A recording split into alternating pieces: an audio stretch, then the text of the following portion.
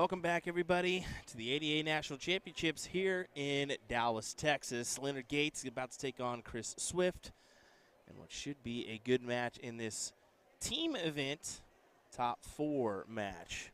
So, do apologize for the slight delay. We were going to try to pull on Ryan Mooneyham, but it looks like we're just not able to connect to each other. So, there's still a little work to be done. We figured out everything else. We just got to get the connection to actually work for us. So we'll see if we can get that one to actually happen for us. We'd love to have Mr. Ryan Mooneyham join us for a little commentary. If not, I'll be just relying on the help of some wonderful individuals in the Dart Hall, which I'm sure we can pull on over. We've got quite a few that we could potentially bring on over for a little bit, but for right now, it'll be just me and only me. Sorry to disappoint. I apologize. My bad. But here's the thing. We got some great darts to watch, so you can't go wrong there, can you?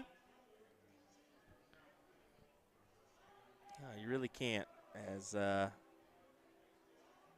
what's the current score line? 6-2? Is that right? Yep, 6-2 here for the Texas boys over Twig and Giggle Bear.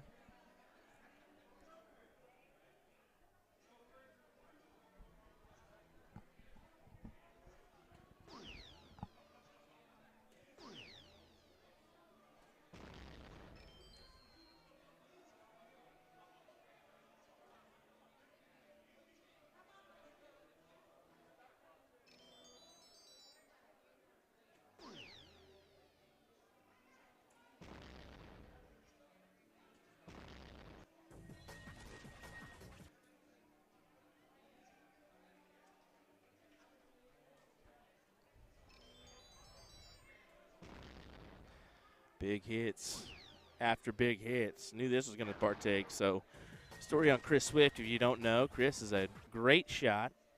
Former Cosmo player, maybe still current Cosmo player. I'm not sure about that one. I'm assuming so since he's rocking the Cosmo gear, but just doesn't get the opportunity to go out and play as much as he used to, especially with the travel ball team. So his son actually plays travel ball. Travel ball as in baseball, plays on 2 teams, so that can be very difficult as Leonard gives us a big fist pump for that 177 to leave 88. And look at Leonard jamming back there. Booty shaking. Chris not happy with himself there. Wanted a little bit more. Larry, that's Chris Swift, as I was mentioning. He's a quality shot. Just like I said, doesn't get around as much as he used to anymore, so we all know how that one goes. But 28, the remaining score for Gates. 28 achieved. Big hit there for him as that was a tasty, what was that, 12-dart leg? 15-dart leg? What was that? It's got to be a 12-dart leg, right? Yep, 12-dart leg and a 125.2 average there for him. Tasty stuff. Tasty stuff indeed. 7-2 score line here in this one now. As it'll be Levi Bilger and Brandon Brown that step in now.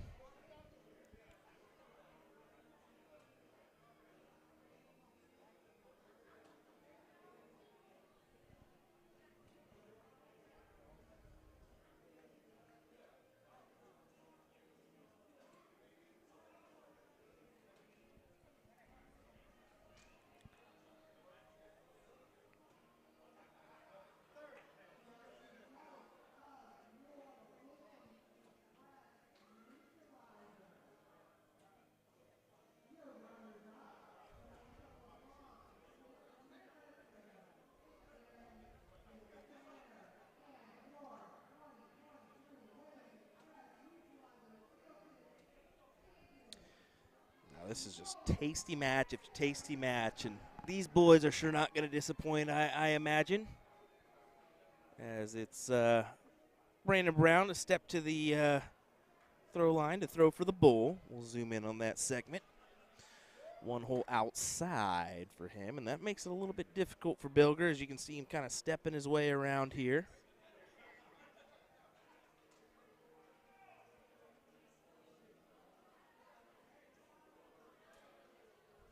And he manages to stick it in. Brandon Brown goes, oh, okay, buddy. Okay. And Levi and him have a laugh. So we're on to the next one. See if Levi can put his foot in the ground here and potentially make this interesting. Let's see.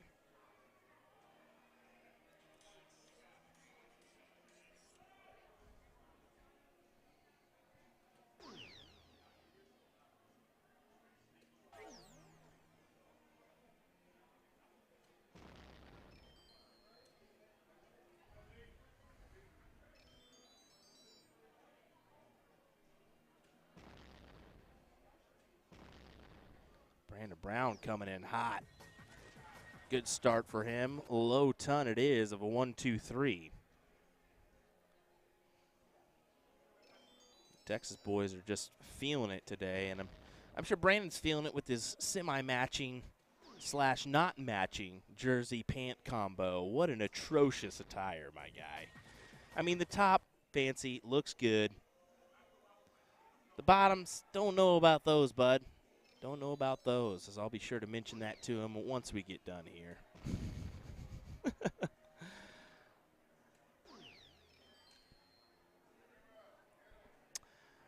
Chris, good question. I actually need to go check the score line of what happened in that match because they ended up moving on over to a different board, and I never caught wind who ended up winning that one. It was a 5-0 score line to the team of Trish Gretzik, Maria Carley, and Janie Ramos. But I haven't heard otherwise, so let me reach out and see. See if we can come up with a score line for you. Jeremy, how's it going, buddy? Thanks for asking. We're doing well. Busy day here, that's for sure. We been going since 10 a.m. It's almost nonstop. I did take some commentary break, but that time was filled with interviews and trying to gather some content and whatnot. So, yeah.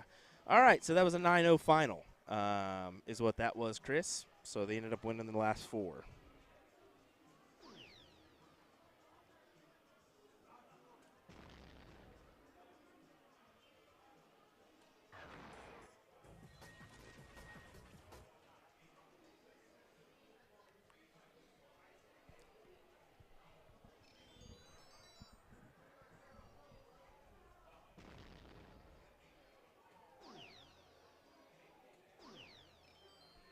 Brandon Brown leaves that 1-2-7 as the just in case this 16 doesn't drop.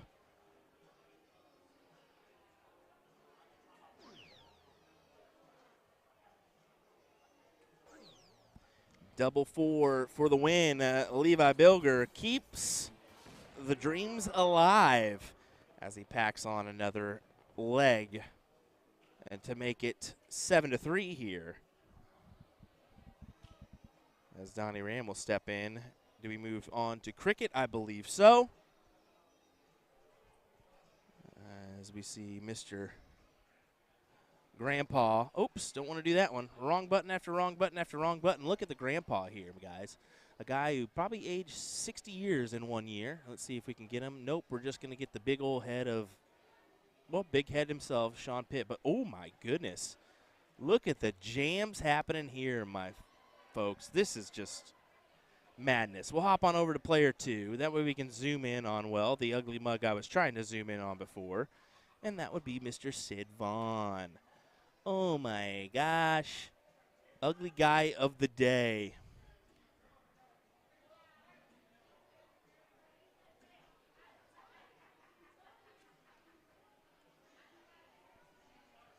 Mr. Sid Vaughn. Ugly guys of the day. Oh my goodness, guys. Look at that. Look at that. You just can't beat it, guys. The ugly guys of the day. Ugly guy of the day, per se. As we'll hop on over to this one again and get rid of that score line. Ah, man, he's going to just love that one.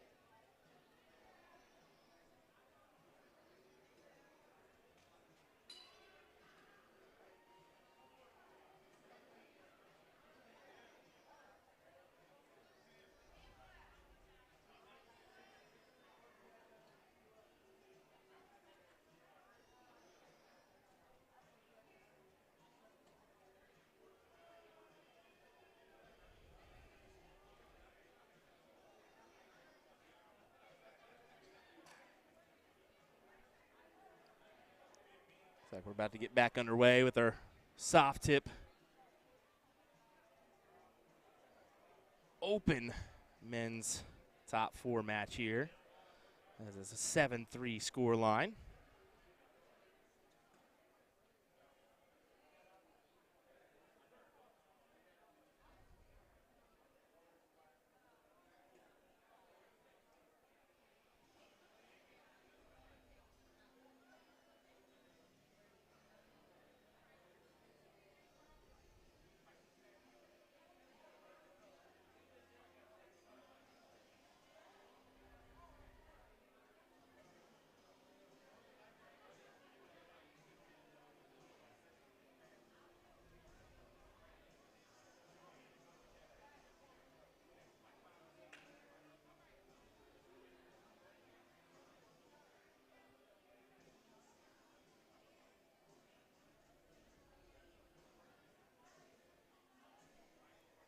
Pitt to lead us off here.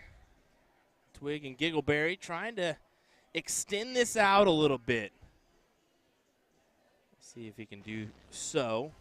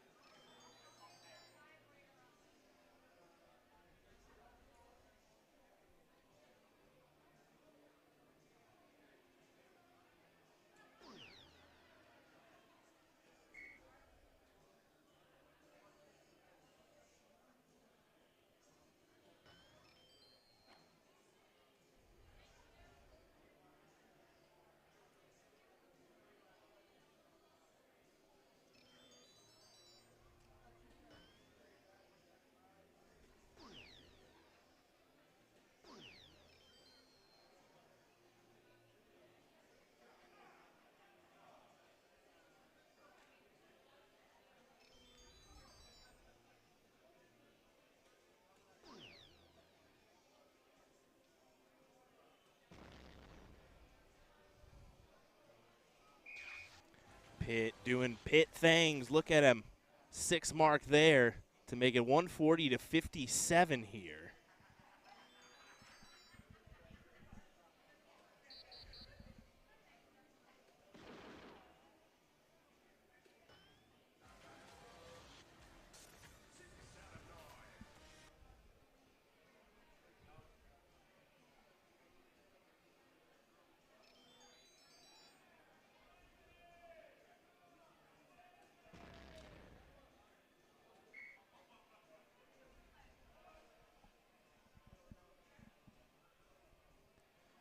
Swifty taking an eye at the monitor before plowing in a trip 20.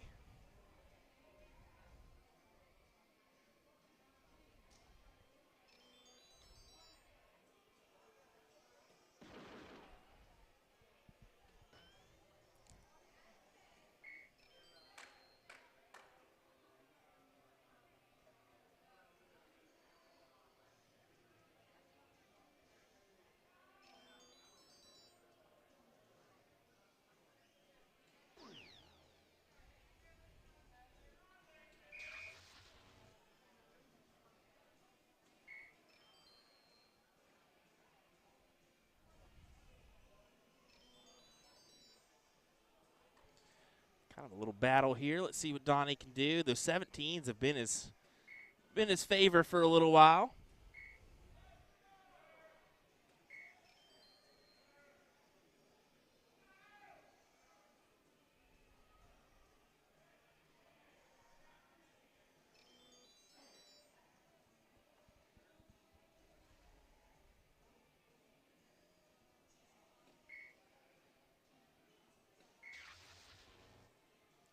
Yeah, Swift goes ahead and gets rid of him, and then a massive double bull with the last. Yeah, you can't go wrong there with the double bull with the last.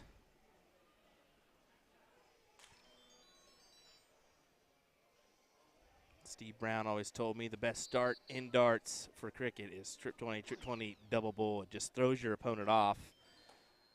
But I don't know, man. Those good old white horses that tend to happen, those will throw you off as well, man. Let me tell you, Gates, a typical one that does those white horse openers. Dan, get out of here, bud. Pointing is the name of the game here in cricket. I'm sorry, but the players of these caliber, a 100-point lead is just a small lead. I'll be 100% honest with you. These guys can bang. They know that they can come up here and hit a 7 mark, 9 mark, and it's not going to – it could change the game, but chances are the opponent's going to come up and do the same thing, man. It's just that's how it is. That's how it is nowadays. Then there's the proving factor. Big 9 mark from Donnie, and now it's 325 to 305. So anything can happen.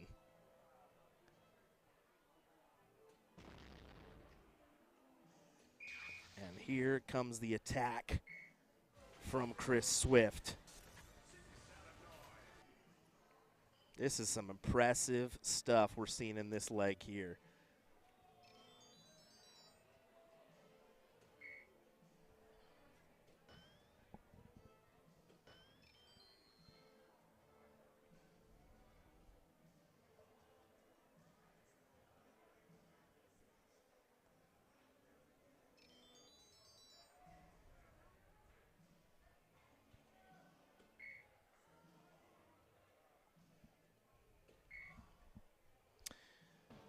Well, there it is. Twig gets another one on the board here. As now it is a 7-4 scoreline, if I'm not mistaken. 7-4. Should be 7-4. Yep, 7-4.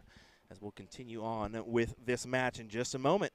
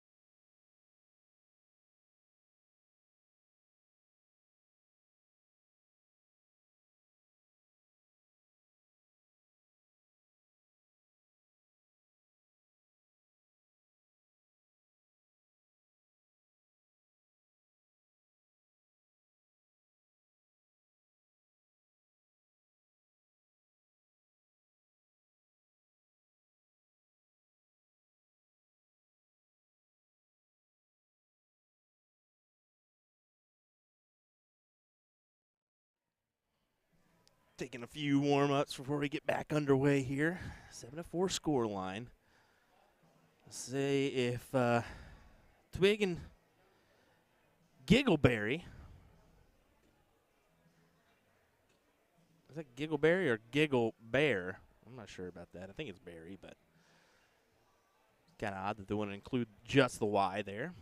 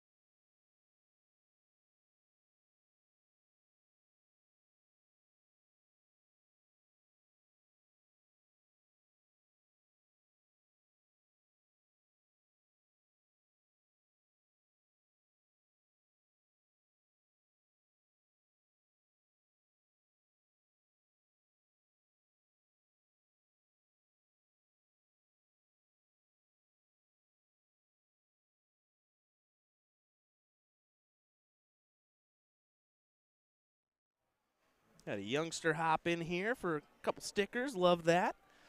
If you do have a youngster in the area, tell them to come on by the stream booth. We'll hook them up with some stuff. We'll hook them up with some stickers and a couple patches and whatnot. It's always nice to do.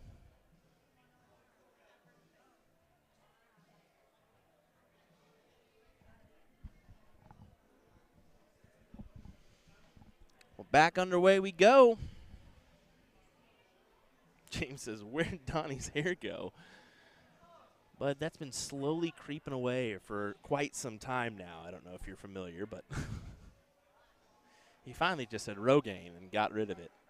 Same could be said to all of our opponents here or competitors here in this match, let's be honest. There's that opener I was talking about. Good 7 mark, but he was going for that bullseye there. Go ahead and try to pad it out a little bit. Let's see what Hawk can do for the Texas boys.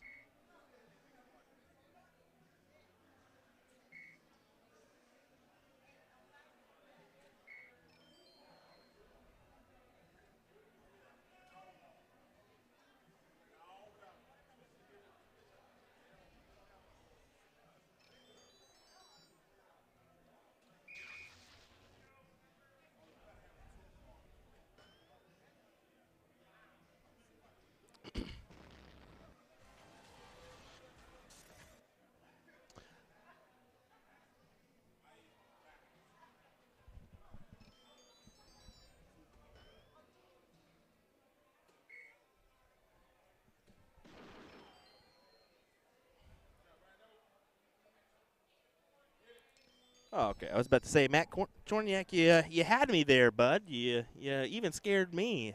But to say, I think our board camera our board mic should be on just a little bit there. We'll turn it up just a little bit, but I didn't want it to overpower us here. It's better than what I previously did when I had some music on and I was just trying to talk over it unsuccessfully with our new equipment here.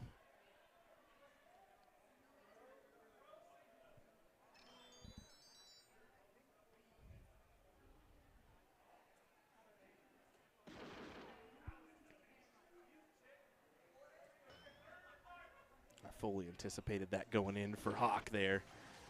He does recover, hits the 6 nonetheless. Man, Hawk just knows when to pull out the goods, man. He's a quality shot.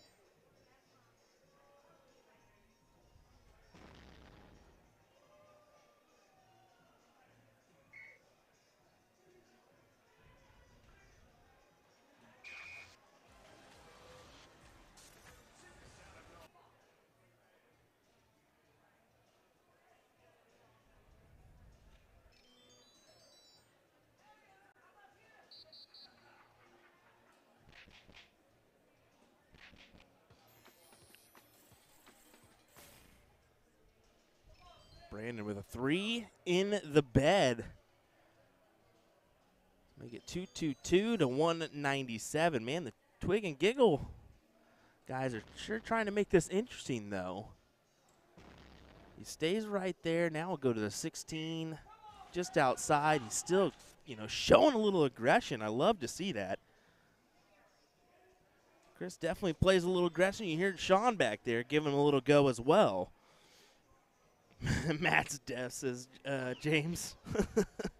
Scotty Johnson saying, Cheyenne, Wyoming here, tuning in. Been watching darts all day. Great job. We'll appreciate that, Scotty. You didn't have to say that.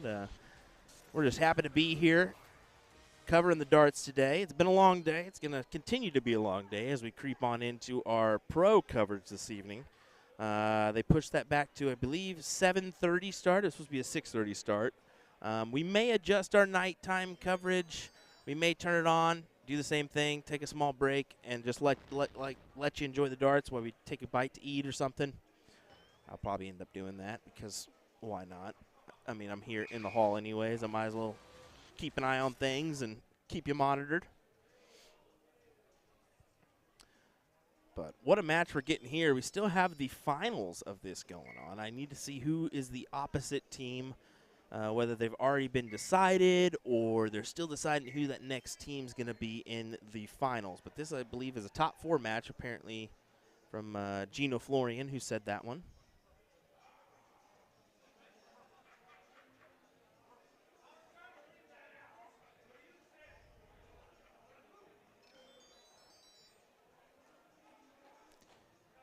You can see Chris is eyeballing this.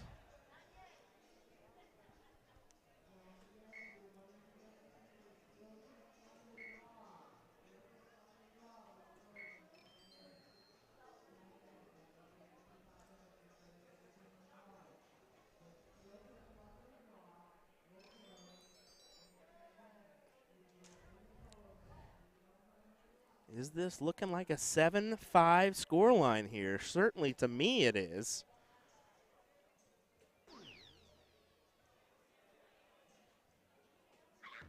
We'll see if it does happen or not.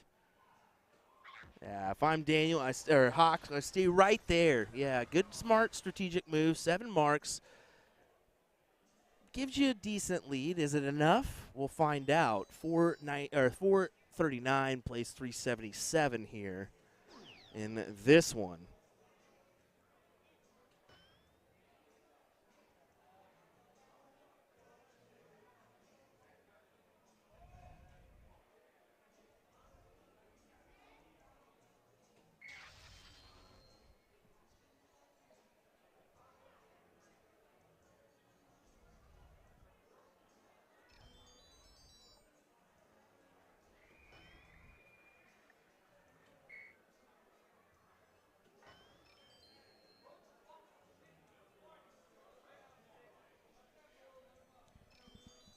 Okay, Chris, grab the point lead.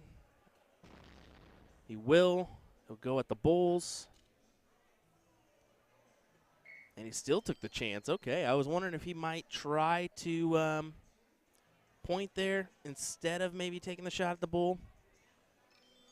But the way it currently sits, I mean, there's no chance to win the match here if you're Hawks. So most likely going to have the opportunity to come back here, grab the match or the leg-winning darts if you're Levi. And that's exactly what should happen here, just needing the Bull. So Levi to make it 5 on the board for Twig and Giggle.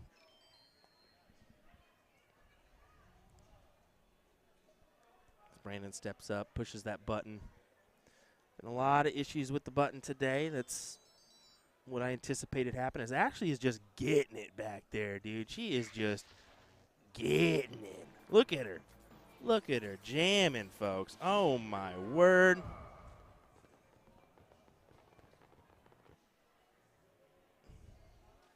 If she starts jamming again, I'm going to be forced to just to zoom in on her. It's just going to happen.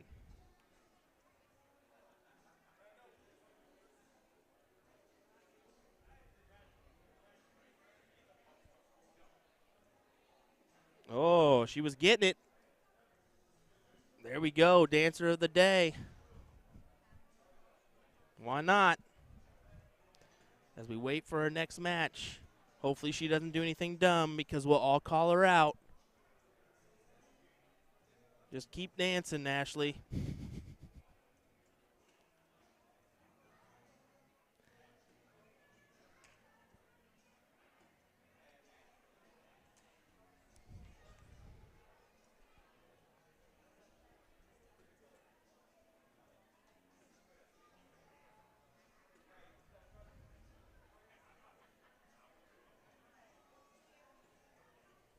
I think we revert back to the doubles format here, do we?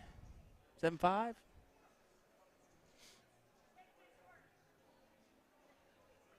No, it'll be singles. Sorry. Just threw me off guard. Texas boys. Brandon Brown, of course, resides in, I'm not sure. I know it's South Texas. I'm not sure where exactly.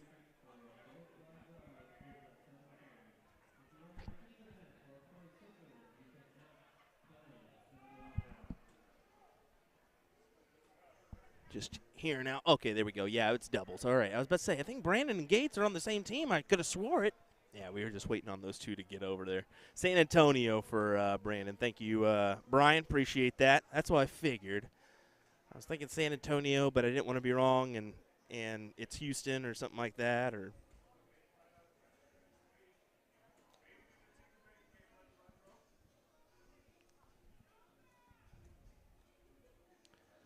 good to see all you folks joining us here on our YouTube and Facebook. We'll be back on StreamStack at 8 o'clock tonight. So we'll crank on that coverage at 8 o'clock. So you can head on over there and enjoy some action if you want. Well, right now we're trying to decide who's going to advance into the next round. Actually, before we get going, I'm going to see if there's a finalist already or not. So let me see who the other team is. I'll bump this on in the meantime.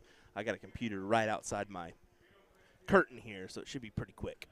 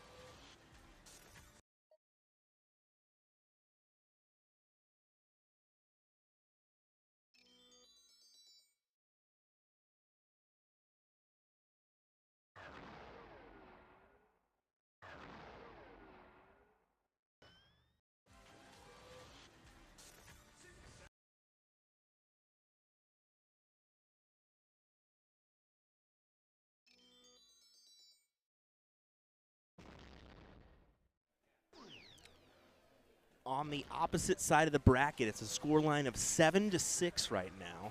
You got San Antonio's Most Hated, and then Yoder, DeVito, and their partner. And Yoder, DeVito, and their partner is actually ahead 7-6. So that is who is on the other side of the bracket here. Just wanted to let you know that one. Dusty said he's been watching from Evanston, Wyoming. Cheering on Team Extreme. Love that. Man, a lot of Cheyenne, Wyoming, which is nice to see. Appreciate you folks joining us. Scott Hendrickson. That's Mr. Gary Brooks' neck of the woods, isn't it? As Soldier puts in a nice 9 mark there. Jim turned in from Lakeland, Florida. Welcome, Jim.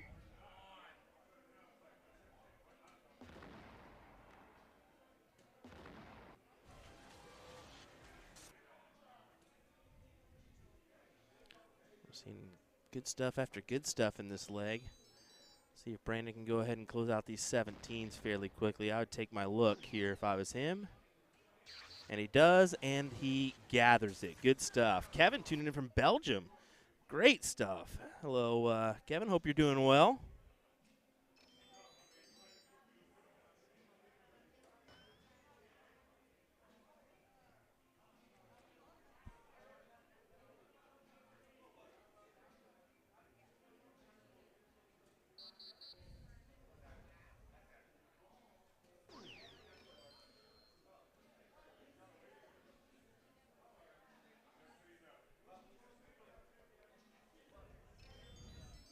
Oh, Kenneth tuning in from Greer, South Carolina. Been there, actually. Worked in Greenville for a little while. Actually, no, sorry. I worked at the Andes in Greer for a little while. I went and helped them out for a little while, so that was nice to do. Nice town. I like Greer. Greenville area, Spartanburg, I guess, kind of all blends into one. Oh, good stuff, but we're seeing some good stuff here in this leg from Texas boys as they're looking to crown another leg here on the board. Make this 8-5. 2 legs away from the win to advance to the finals, and that's exactly what they did here. 8-5 here. Good stuff. Greetings from the 5th floor for Troy. Troy, how's it going, buddy? Good to speak with you this weekend. Giving you a couple shout-outs for your streaming platform. Hopefully people go watch. Quality stuff. I believe we're fully done with the steel tip side on the All-Star, on the, not the All-Star, the team event. I think all we've got to go is possibly the neutralizer and this open on the soft tip side. And they had 28 teams in this soft tip side. So pretty good chunk of teams, really, when you think about it.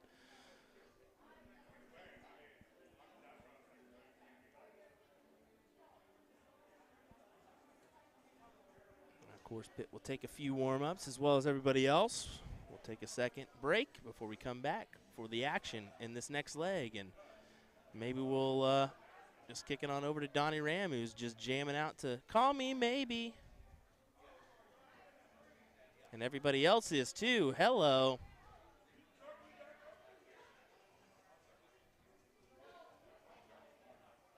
Hopefully Donnie sees this and is like just jamming. Nope, can't see it. Love it. He's just jamming out right now.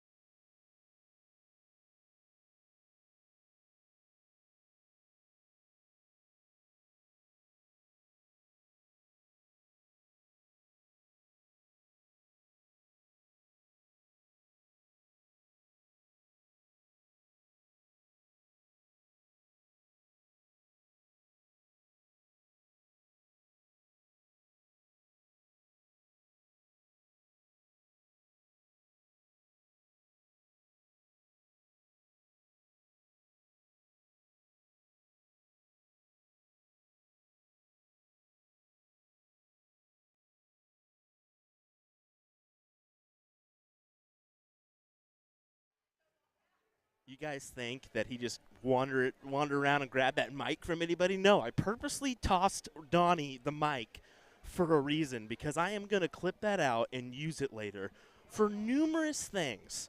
And by numerous, I mean so many things.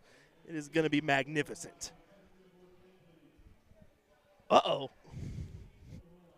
So we'll see what comes about here. And we're going to get back underway here.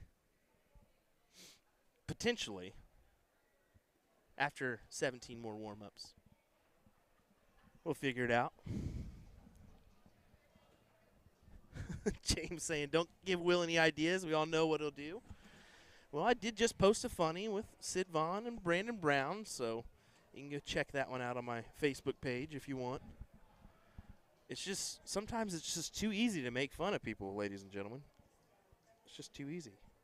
Speaking of making fun of people, Man, German people, they are just rather annoying, aren't they, Tim Way? You can turn that on if you want to. I don't care. What you mean about? Am I live? Now you're live. Oh, no. Tim, How are you doing, Mr. Will Stuart, tonight? Tim Way, everybody of DPFL, joining me for a moment. Love that. Just for a second. Just I for know a second. there's so many screens. I'm not used to that. Oh, I know, right? Well, you have a good 4 or 5, don't you? 6, 7, yeah. Yeah, something like that. But anyway, thanks for joining me for a second. We'll kind of push that back there Just for you. for a Give you a little second. bit more There room. you go. Oh, yeah, you're good. But this is our open, soft tip, top 4 matchup. Currently 8-5, so pretty good, solid players we got here in this one, huh? A lot of good players. You have Sean Pitt right there, Donnie Ramcharan, right? Yep. Donnie Ram, Levi Bilger. Yeah, some Yep. quality shots. Levi Bilger. Oh, yeah, there he is. He's sitting he's relaxing down the chair. There you go. So what do you think about the event so far? Yeah, it's pretty smooth. I like it. And I you? mean, soft tip is a few more people here. Steel tip a little less, but I like it. I really like it. I enjoy it. That's usually the case with the ADA. I mean, it's kind of a more soft tip heavy, but at the same time, they still have a good chunk of steel tip players here. And, Absolutely. And darts is darts at the end, so it's good. It's good. You'll have the qualifier coming up tomorrow night. Is that right? Tomorrow night, 7:30, DPFL qualifier. Yes, for the DPFL championship event. And $17,600. That's on the line. a lot of money on the line. Two So will be qualified. well, if you're in the area, come down. I mean, on-site entries, right? Yes, on-site entries. Everybody can sign up. Open to anybody. So Yeah, everybody's here can sign up. Come sign Just up. Lisa Eimer right there. Oh yeah, she says. As soon as you said German, I knew it was Tim. That's good. That is good. Yeah, I couldn't resist. Every once in a while, you'll know when I say something off ball that somebody's in the booth. Always the Germans. Yeah, always the Germans. you got to. Why not? Well, speaking of Germany, like it's really the game's taken off in Germany, hasn't Oh it? yeah, I mean especially with Gaga and all those guys with what is the tiny guy's names? Martin Schindler. Schindler. Yeah. So yeah, The market's really. I mean, I'm seeing exhibitions with thousands of people, and it's like a party atmosphere, which is just nuts. A lot of good people there promoting the game, like Sarah Murkowski. You probably met her. She's doing pretty well. Yeah, a lot of good people there. Yeah, I would agree. So, taking off in Germany, taking off here in North America, what more can you say? Darts is just going international, folks, and what can't go wrong with that. Nope. Nothing you can go wrong with that. Well, we should get started here in just a second. We'll see.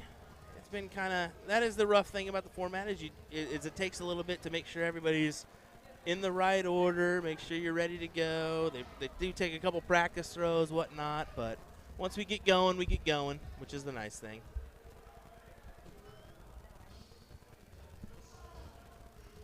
See if I can untangle some of this. Maybe get rid of some static. Hopefully. Me? No, it's just me. It's the way I set up these cables. Oh. It was a jerry-rig job, if anything. Not saying anything. Not saying anything. That was hilarious. I Not couldn't resist. That was harsh. My bad. Anything, man. Not saying anything. Donnie's coming in here, sitting on the 20s. Now, were you familiar with cricket coming over? No. Yeah, I played soft tip in Germany, cricket mostly. So yeah, I'm familiar with cricket. Yeah. Yeah. And that's what I didn't know. I mean, you've been here for how long now? 5 years. 5 years. Yeah, which is not. I mean, that's not bad. I mean, I think. Still working on my English. So. Well, I mean, come on now. Get out of here with that. You do fairly well, I was about to say. I think Jules has been over here for 7, 8 years. I think it's 8 or 9, actually. Yeah. Maybe longer right. than that. But, yeah, I mean, it just shows you transition, come over here? I mean, Yeah. did you come over here for work, or did you come over here just as a transition? Any You're reason? really gonna go into details? I didn't. You don't have to. You don't have to. I just figured I'd ask. I didn't know, so. Let's say it like that. If you want to go into detail, it was always a dream to live in the U.S. Okay. And luckily, I married a U.S. girl. We got divorced like 3 years ago. Oh, okay. Okay. And everything else, let's say like that. I stayed here. She went back to Germany. Okay. Well, apologies if I burst in. I just figured I'd ask. You know. It's a good thing. Yeah. We have like some towels here, some paper towels, so I can get rid of my tears. Get rid of your tears. Get out of here. That's just Oh my goodness. Oh my goodness. Well, here we go. Donnie, trip 18 over to the 20s, closes them out, or pads a little bit more. Pads a little bit more of a leeway there on the 20s. My apologies. Possibly looking at a 9-5 scoreline. We'll see if Sean can kind of counteract this here. 2 big triples, and he can take a. Well, he's going to stay right there. Oh, trip 2. Just outside wire. Difficult.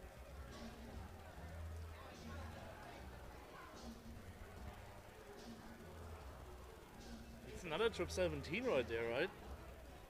Yeah, he's gonna need it. He's gonna need another one. I mean, he's still 60 points down, so that was the thing. As I sped 2, he needed he would probably stayed there for all 3, unless he wanted to take that risky move and jump up there to the 20. But he is not happy with himself there on that one. You can tell.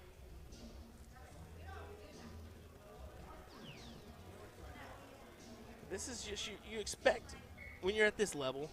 A lot of these guys expect to be 6 mark or higher. And close to trip 17s right now. I would say. For sure. So here we go. Chris, a.k.a. Stick, for the 15s. Going to have to fill them up.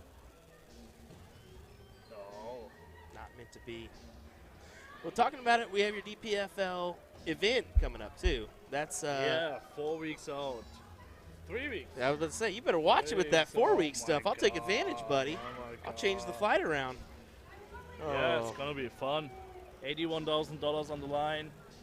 You have people coming from all over the world. Which is great. That is great that people are coming from all over the world to come to Kissimmee, Florida. Florida. Just outside of Orlando. Yep. But, I mean, America to a lot of people is a destination spot. It's a lifelong dream to go over for some people, which I got that in from the UK trip, which was kind of cool to see that aspect. And I'm like, man, I've been trying to come over here for everything, and you're trying to go back to my place. Yep. So anyway, yeah, August 17th till the 20th, Kissimmee, Florida, open to anybody. There you go. Yeah, anybody can join. Just because your name is DPFL, it's not like significant just to Florida people. What means DPFL? Yeah, exactly. I mean, exactly. What does it mean? What does it mean? You know? What means ESP? You probably know. You're smart enough. We got a poodle back here. You got what? We got a poodle back here. There's a dog back there, folks. I saw that. I saw that earlier. Yeah. I was thinking, whoa, okay. Casey asking who I'm talking to. This is Tim Way of DPFL Darts. So nice to have Tim in here for just a moment as we speak, a little commentary, but also DPFL. I mean, it's a big thing. Everybody knows you guys as the online platform now, the online platform to participate in.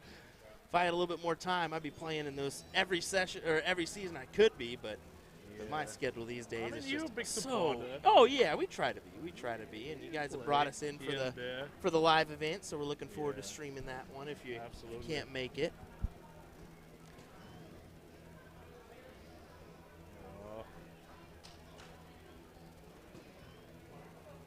Can't hit it at 16. Yeah, he's struggling just a hair here.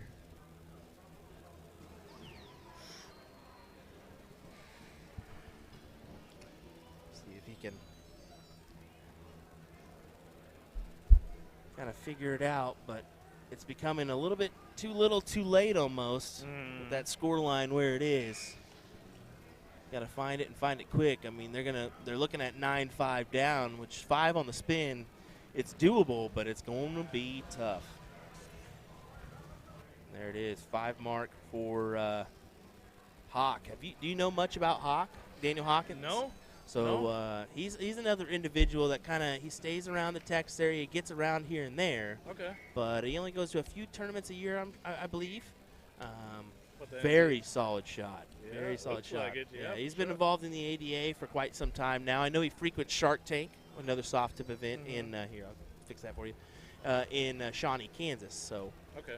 Yeah, definitely a great shot, great personality as well. Very, very kind, very good individual. If you ask him about the tuck and roll in Vegas, the tuck and roll in Vegas is pretty funny too. Was it an inside joke? Yeah, it's an inside joke. So Vegas last year, he hit one of the standards and just completely did like a complete roll and shot right up. It was like, oh, found my dart. Oh, no. The old trip and fall by accident. That's good. Oh, 1 bull for the game. Yep, just need the 1 here for a 9-5 score line. Can he do it? He will. Easy done. Easy done, as that's winner, 9-5 score line for Hawk. As they are 1 step closer to the win. We'll see how long it takes for these guys to grab a few practice throws and get back underway. In the meantime, we'll kind of let them figure it out. Tim, I don't know if you got to be anywhere, but you're more than welcome to stay. If not, happy to have you join us for a little while. Yeah, so I'll jump back on, sure. Yeah, for sure. Let's go. Yeah, for sure. Well, we'll turn our mics off for just a second, let them warm up. We'll be right back.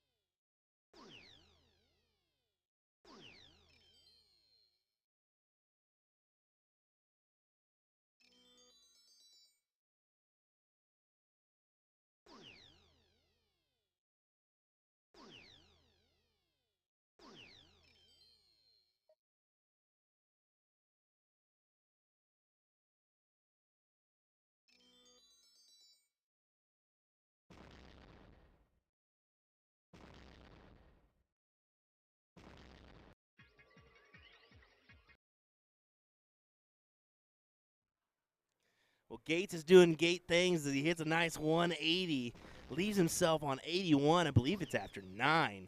That's just impressive stuff. as he's looking to win this for the Texas boys right here, right now. Let's see if he can do it.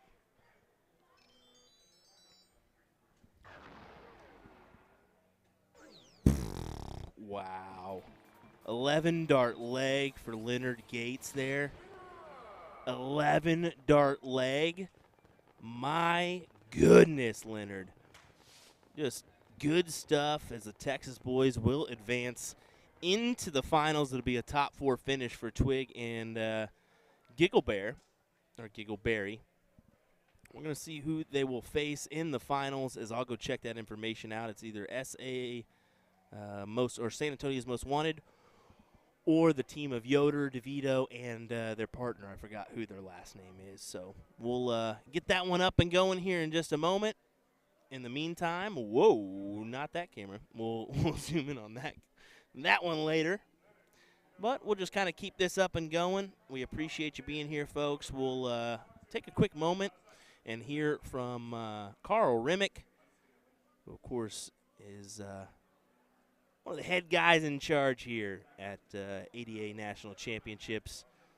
And then we'll maybe hear from Paul Nicholson before we hear some interviews. So we'll do that now. Here with Carl Remick at another ADA National Championship. Last year was a successful year in Vegas. Yes. This year you brought it to Dallas. Yes. Seems more successful. I would say so. I mean, we haven't been to the Dallas area since 2016, and it was phenomenal back then, and it's phenomenal here. And I think with the addition of DPFL on the steel tip side, and of course Dark Connects played more of a role this go around, it's wonderful. And of course on the soft tip side, we always have our great partner Radical.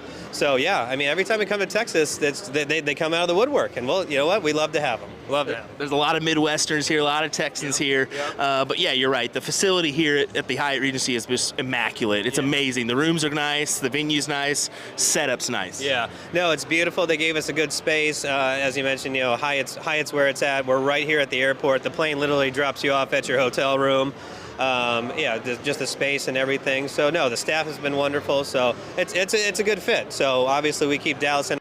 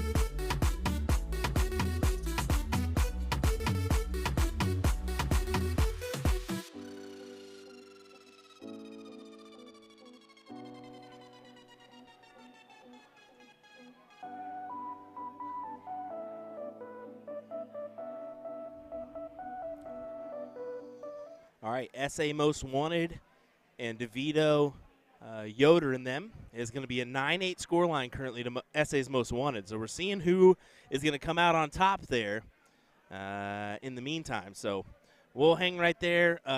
Sorry to cut that interview short. I actually pushed the wrong button, to be honest. Let's just call myself out for that one. So apologies on that. We'll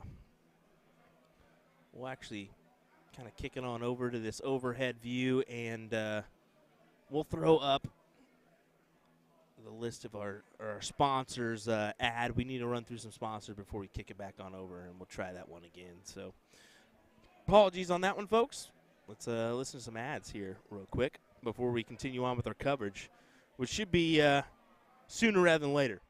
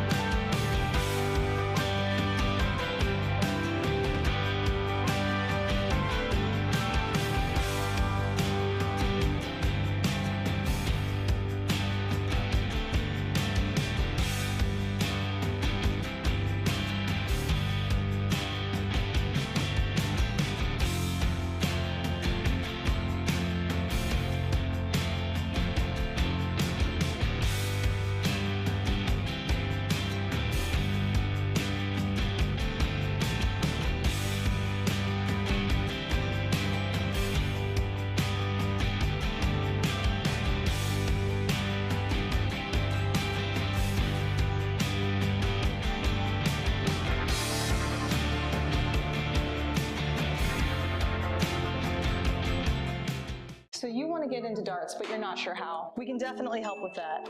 We're A2ZDarts.com, and we've been a darts specialty store for over 30 years.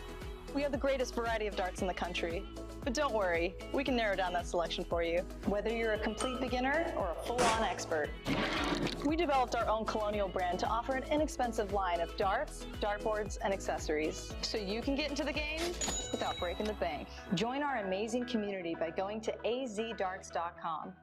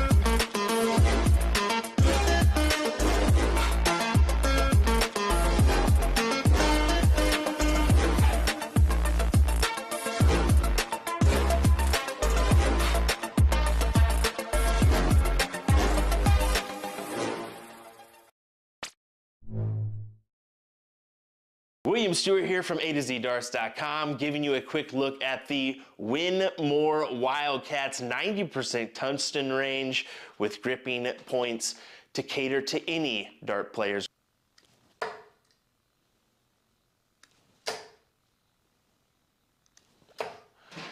Tons of good start. After warming up here, I can already tell you I do like the grip intensity. I'm thinking of 2.5, 3 overall. Not too aggressive, but just aggressive enough so that you can feel it. You may think about going a little bit shorter on your shaft if you're not happy with your flight path. We'll close off with the bulls here. See what we can come up with. Come on.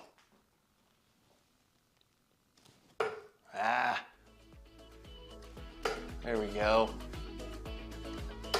That'll do.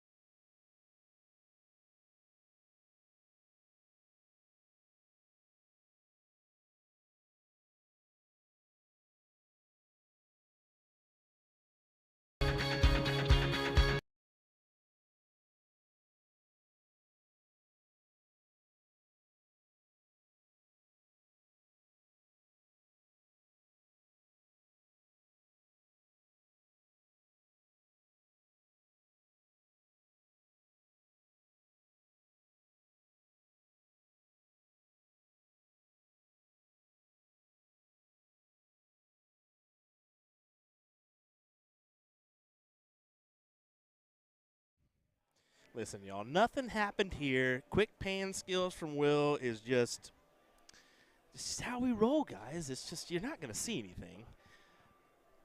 I mean, we charge for pay-per-view stuff here, don't we?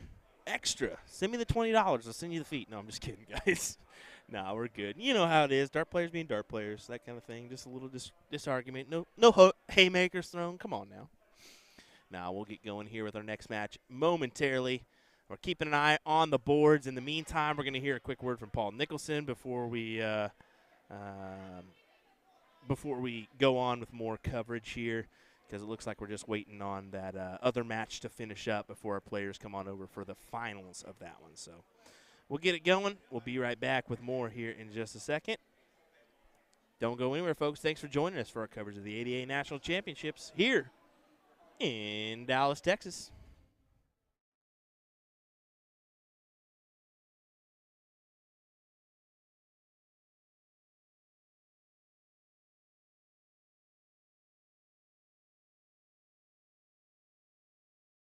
With Paul Nicholson at the World Match Play, discussing a little North American darts.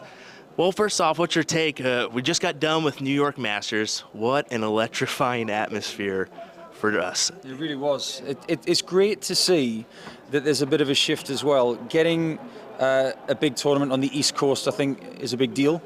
You think about some of the great players that we've had come from North America. A lot of it has come from the East Coast. And if you think about the immigration side of Scottish and Irish and European people previously in different generations, there's a lot of activity there on the East Coast. And I just think it's the right place. Madison Square Garden works for a lot of sports, doesn't it? It obviously works for darts, and I can see us being there for quite a few years to come. It was an electrifying event, not just because of the fans, the fact that it was New York City as well, but because of an impact from the players from that side of the pond as well. Yeah, I would have to agree. I mean, we saw, Boston, New York area, a lot of darts players in that area, but you're right. Jeff doing what he did, the 167 could go down in the history books for North American darts in the near future. Well, we're in a place where North American darts had a big moment in 1994 when Larry Butler hit tops against the favourite Dennis Priestley. And was that moment felt the way it should have been? Probably not. And as far as big moments for North American darts, Paul Lim was representing the United States when he hit a 9-darter in 1990. A lot of people forget about that. He was wearing a USA shirt. But sometimes for things to progress, you need more big moments. Jeff Smith making the Lakeside final was a big moment. Was that capitalised on? Probably not. But now, with the help of the PDC, I think these moments are going to be capitalised on going forward. And you've spent some time in the Canadian-American area. What did you think of your time there? Canada's one of my favourite countries, and I'm actually going there in 3 weeks. I'm going to go over to Vancouver Island for a bit of a break, get away from darts for a week or so. But if it wasn't for Canada, I wouldn't have met some of the friends that I have. I had the chance to go and visit Jeff in New Brunswick, to go to PEI on the East Coast, and I've been to Ontario many, many times. I've been to Atlanta, I've been to Columbus, Ohio, Los Angeles, all over the United States as well. Darts is an enormous thing, and I think the future of North American darts is right there in front of us. We just need to make sure we take the right steps. I agree. I think if we capitalize on that market, it can only mean bigger things for us as a whole. More money involved, more money for the players. Any final thoughts? I don't think we should try and compete with the likes of the NFL, MLS, baseball, basketball. darts is not trying to compete with soccer in the UK. It's trying to be its own entity. It's trying to get its own fan base. And I think that's what North America needs to do. Canadians should never compete with hockey. They should make darts its own little thing. It is a bit of a cachet sport. I tell you what, the amount of a following that we have in North America, it's time it was heard. That's amazing. Thank you for your time, Paul. We appreciate it. You're welcome. Great to speak to you. Dan Dawson, great to speak with you here in Blackpool at the World Match Play. Wanted to take a moment and talk about North American darts. We recently just had the U.S. Darts Masters. What's the overall thought on how that went?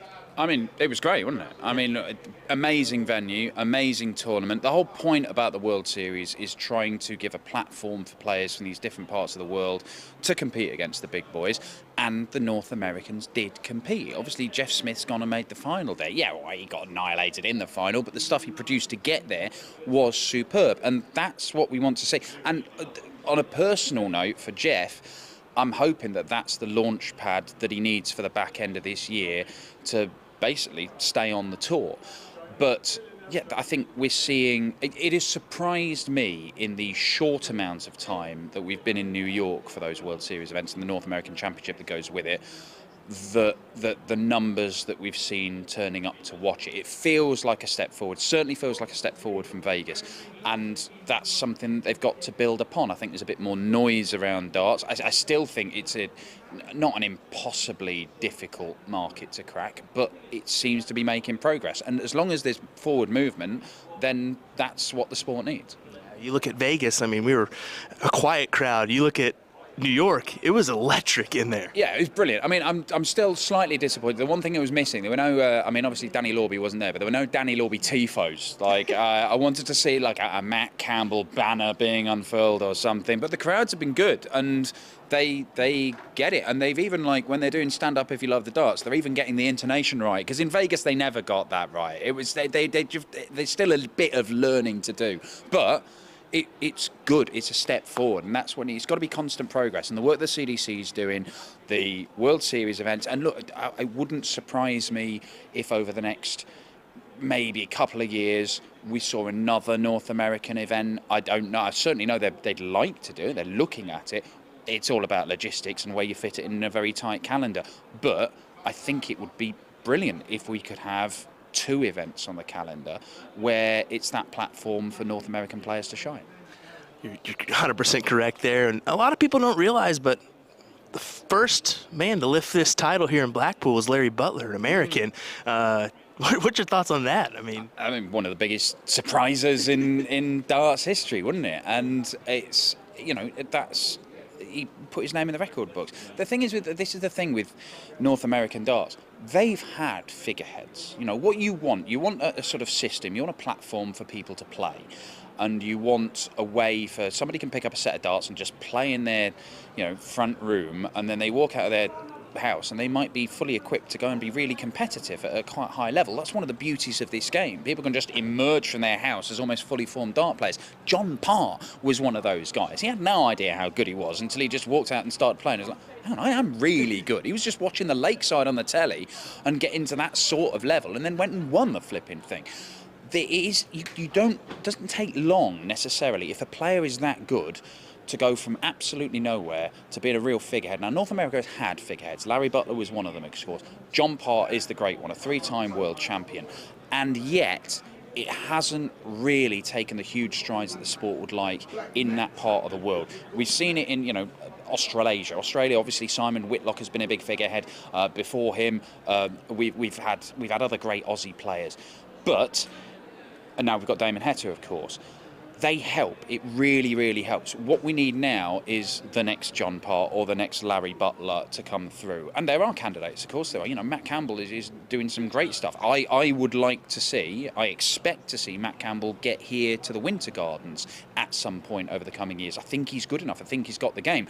But he is going to have to improve. He is going to have to become more consistent. And I hope that being on the tour, that's the best way to learn. Playing against the best in the world, week in, week out, it gets you better. Mensur Suljovic is perhaps the best example of that, I think. Mensur is a player, everybody knew that he was good, he had talent, but until he started playing on the tour, playing regularly against the best, I don't think even he knew how good he could be. And ultimately, he nearly won this one year, only lost the greatest final in history at the match play to Gary Anderson in the longest final ever, and it did become a major champion, of course. That's the sort of model that North America has to follow and North American players have to follow. It can be done, it's hard work, and only a very few will reach the very top. But if you get one who does, they can be the real sort of iconic, totemic figure for the sport in that part of the country. Hard work can pay off. Dan, appreciate your time here in Blackpool speaking with us. You're very welcome, and may I commend you on your mic technique, because that's far better than Bagish's. I've not got hit in the face once. That's to you, Danny. You know it's irresponsible and it's unacceptable. Thanks, Dan. Appreciate it. Here with Carl Remick at another ADA National Championship. Last year was a successful year in Vegas. Yes. This year you brought it to Dallas. Yes. Seems more successful. I would say so. I mean, we haven't been to the Dallas area since 2016, and it was phenomenal back then, and it's phenomenal here. And I think with the addition of DPFL on the steel tip side, and of course Dart Connect's played more of a role this go around, it's wonderful. And of course on the soft tip side, we always have our great partner Radical. So yeah, I mean, every time we come to Texas, they come out of the woodwork, and well, you know what? We love to have them. Love to have them. There's a lot of Midwesterners here, a lot of Texans here. But yeah, you're right. The facility here at the Hyatt Regency is just immaculate. It's amazing. The rooms are nice, the venue's nice, setup's nice. Yeah, no, it's beautiful. They gave us a good space. As you mentioned, you know, Hyatt's where it's at. We're right here at the airport. The plane literally drops you off at your hotel room. Yeah, just the space and everything. So no, the staff has been wonderful. So it's a good fit. So obviously we keep Dallas in our rotation, and we'll do that for years to come. Well, just speaking about the ADA itself, this is your 31st year. Is there anything you're looking forward to continuing to do, or is there something you're trying to eyeball in the future that you can maybe lean us in on? What's your plans for the ADA? Well, Will, since we've had this conversation off camera, yeah, we're actually looking at making some changes and trying to put ourselves out there a little bit different. Not to say anything bad about the other championships and the other organizations, because they're absolutely wonderful too and wonderful to work with. But we're going to look at possibly changing our schedule to fit in more of a, let's say, finals atmosphere and additional prize money for our members that are competing throughout the long weekend. There you go. So maybe next year, you never know what could happen here. We may have a couple of hints. A couple of hints here and there. Yeah. That's great. That's great. Well, I mean, just the atmosphere for darts right now, it's really exploding here in North America. So, although there's different organizations, there's room for everybody. Really, I mean, everybody can have a piece of the pie and still produce a quality darter. Yeah, oh, absolutely. And that's why we kick it off yesterday with our All-Star event, is that come in, you know, build a team, whether it be, you know, the ADO or the NDA or anybody, you know, or a local business for that matter. Just build your All-Star team, come in, just be a member and compete and battle out like the teams did yesterday, because it's always good to see different associations and different people competing under one roof, because you know, Will, we're a big dart family, regardless of where we go or when I go and compete in their events. It's great to see everyone every single year, and just that camaraderie. It's just, you know, we love this event every year because everyone's together, soft tip and steel tip under one roof, and everybody coming together. And of course, yourself streaming us, we can't thank you enough. You do a fantastic job. Well, thanks for the plug there. Appreciate it. But any final thoughts you want to give out to your ADA members? Anybody looking to join? I would just say, if you're in the Dallas area, come down and check us out. We have events for you just to walk in. You know, spectators are definitely welcome. We have a pool party for our top seeds, our professionals, and our ADA reps and our partners, and that's on Friday. But no, just come on down, check out the action. Come say hi to me. I'd love to meet you. And then any dart questions you have, whether it be the championship, the association, or league, I'll answer them. There you go. Well, thanks for taking a moment with us, Carl, between your busy schedule here at ADA National Championships. Looking forward to another great year. Hey, Will, thank you very much. I appreciate all of you. Thank you so much. Appreciate it.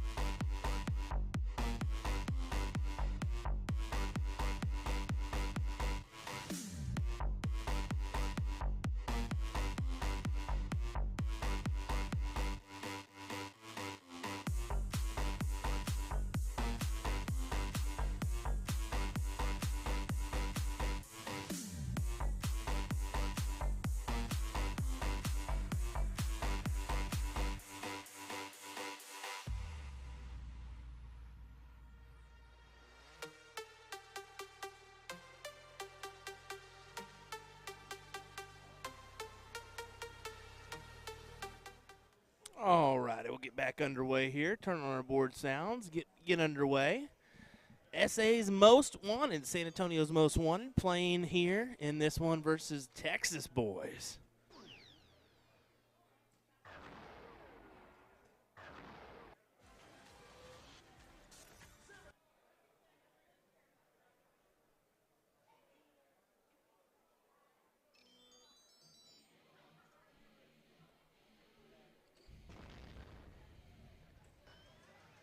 Now, I don't know everybody on the SA Most Wanted team, so I may have to try to get that information real quick.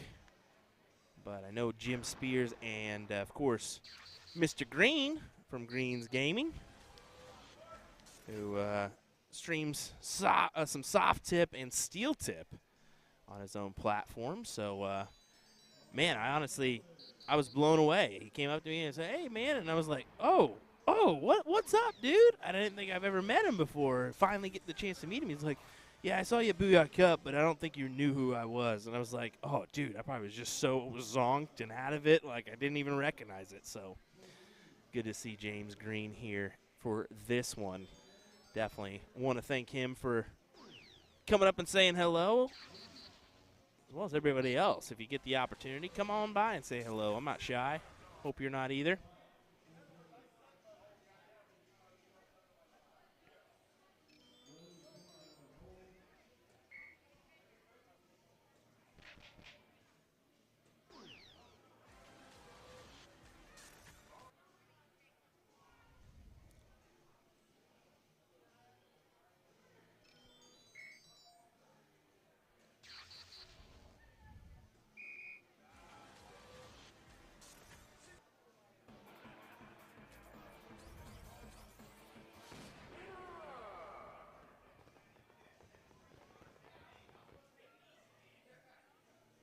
Well, there we go. Texas boys pull it off. Another incredible leg from Gates, 7.33. And how about that as well as 7.0 for, I believe that was Brandon Brown. My word, that is just impressive stuff.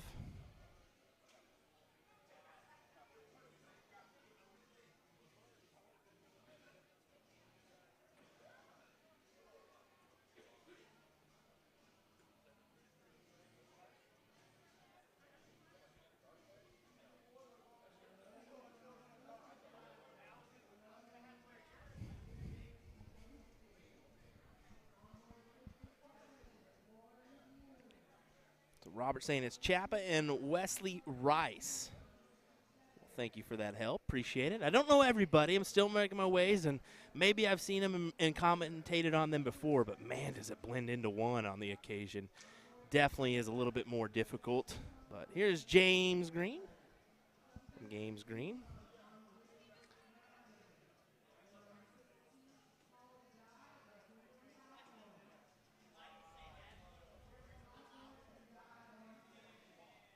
James Twitch saying, Gates always makes it look so easy.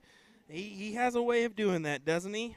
It's almost annoying how he has a way of doing that. It's a good quality shot, no denying that. We should get underway in just a moment's time. We hope.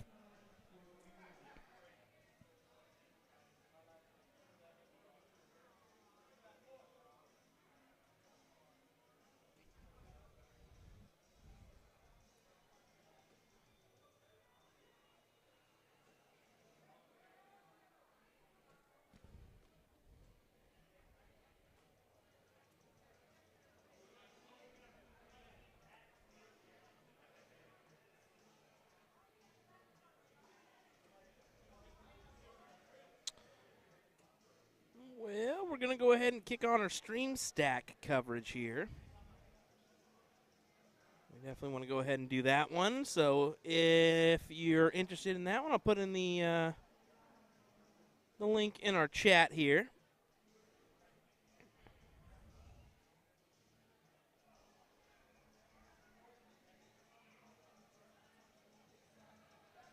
Donnie going to try to work his way around here. Let's get a better look at that bullseye. Same hole, it looks like to me. That is exactly what it is. Same hole for them, so they'll rediddle it up.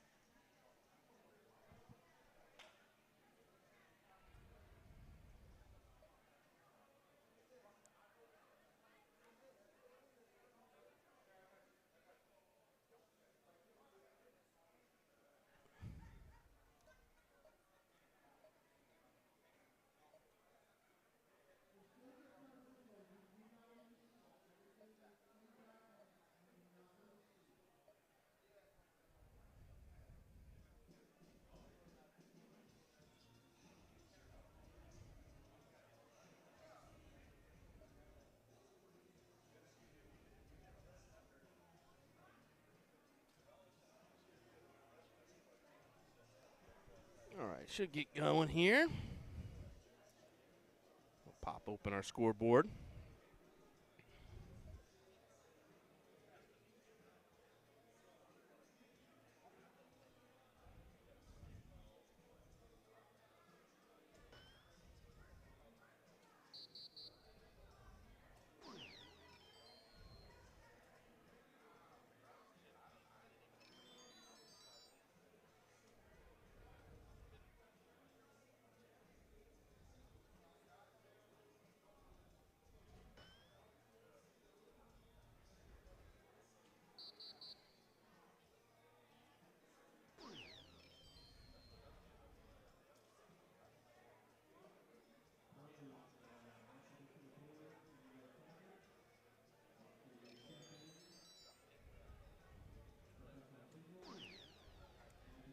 All righty, I put in a link there. Watch us on our new platform for free. Yes, 100% free. That's streamstack.com/USA Darts TV/live1.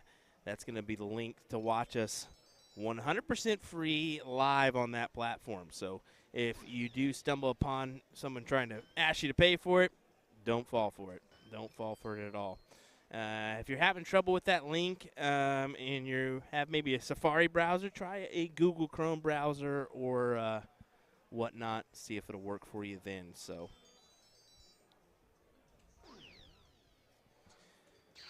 well, thanks to Triple B Media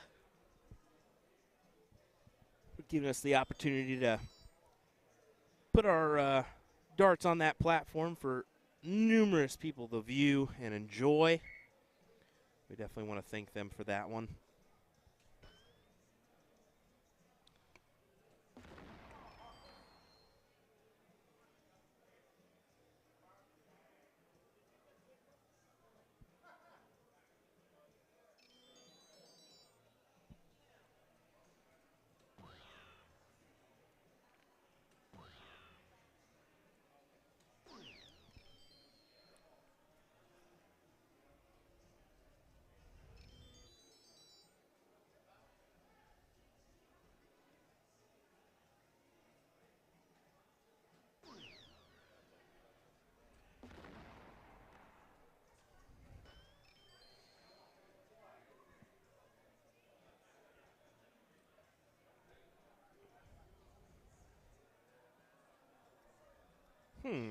You can say, and the graphics are a little weird on the stack platform. We'll check into that one. Shouldn't have any issues. Should be kicking out the same resolution, so we'll look into that one. I did hop on there and kind of notice that it was a little bit blurry than usual. I figured it was my connection. Just make sure you got a solid connection on there with your Wi-Fi or hotspot or whatever it may be. If not, just come on over to YouTube and Facebook. It's just another free way for people to view us. So we hope it works out. But Hawk looking for the trip 17, finds it. 180 plays 191 here. Texas boys up 1-0. And it's kind of deceiving since San Antonio's most wanted. Well, I'm guessing is an all-Texas team as well. So 2 Texas teams here in the final here.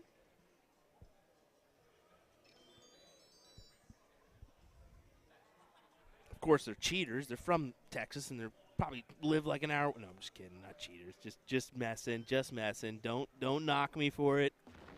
Only a joke. Donnie pulling up the good stuff. Big trip 17. Closes those 20s out. Donnie Ram came to play. We actually won the blind draw last night. He told me this morning. He didn't drop a single leg. He threw some heat in that final, too. Definitely we'll mention that one.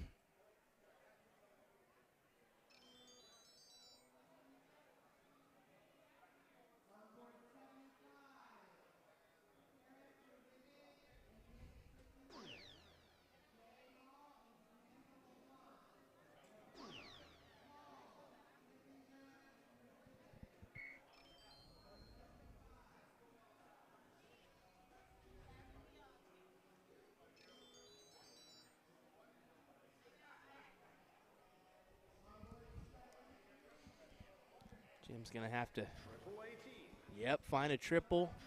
And another one. Take the look. Ooh, could have been a massive 8 mark there to go ahead and close out that number and force Donnie Ram to another wedge. Instead, Donnie's going to get another opportunity on the number that he's been hitting pretty successfully. 1 dart. Could make this interesting as he's doing some quick math in his head.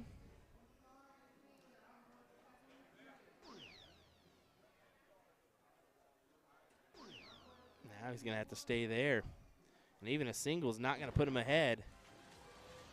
Does collect the triple, though. Now, I said 1 dart because he could have added a lot of pressure here. It would have been a difficult look, but he could have taken a look with the second dart if he would have hit that triple. Maybe look at the double and then back down for scoring points, just however he so fancied. Instead, Games Green extends that out to a 436 advantage. Good shots for him there. Kind of pounding back on the pressure.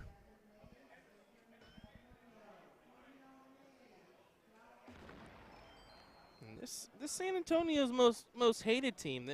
They've got to be a solid squad to get to this point, especially, coming through Yoder, DeVito, and their teammate. I mean, that was a solid team they came through.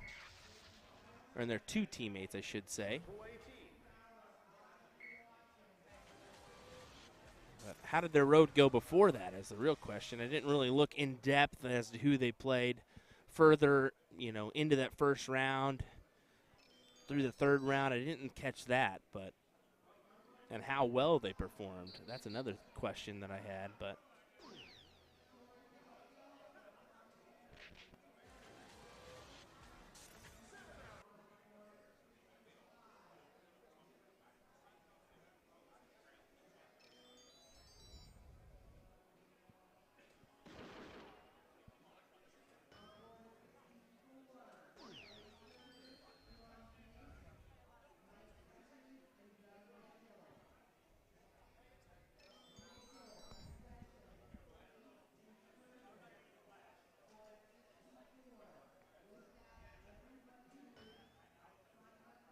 Not happy with that one. Going to have to reset, refocus, try to work your dart around that one. That's perfect.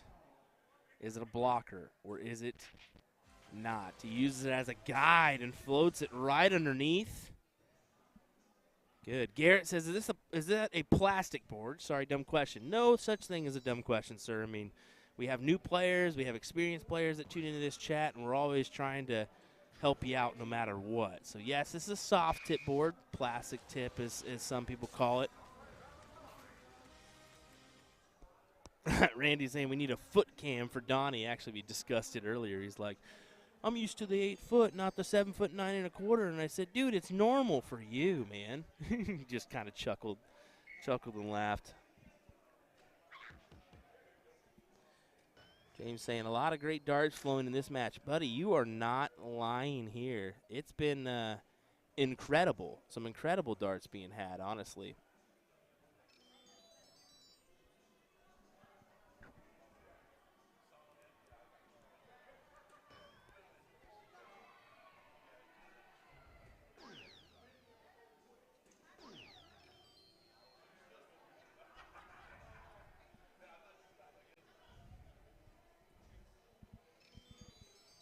Hawk's got a chance here. 4 mark on the 15s. He'll take a look. So single 15 for the double 18. Oh, baby. Oh, baby. He'll probably take a look at the triple. I always like the double 18 there, but then again, double 18 I fancy for my double outs. My double ins as well. I just fancy that number, so my double 18 is different. I use that a lot, and some people will say there's no doubles in cricket. Well, buddy, the game's changing. And I gotta tell you, if you feel comfortable on a number, why wouldn't you attack it? We're seeing the doubles make their presence more in 501 with the double-double finishes. You practice those doubles. You should practice them more than anything. My God, Donnie, what are you freaking doing? Gerwin Price here with these headphones. We can still catch the glare off the dome with these things, and he can't even do it. He's already immediately taken them off. He said, nope, can't do it. Can't do it. So much for fun. Knew that was a big moment in this match.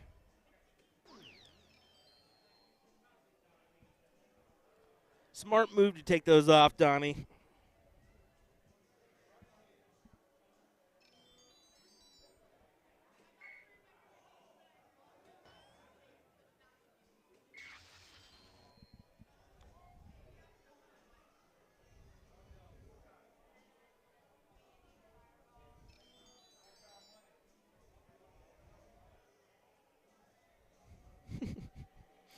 $19.85 headphones. Come on, Donnie, for David. The only thing that would be worse is if we had those little computer headphones we had with like the bars that slid for for the comfort and ease to get it on your head. Oh, the ones that came with the old what is it? 8-track player. I don't know. Yeah, I've probably gone on that one a little bit before my time. Can win it here. Needs another bull. Grabs another bull. Spears with the win.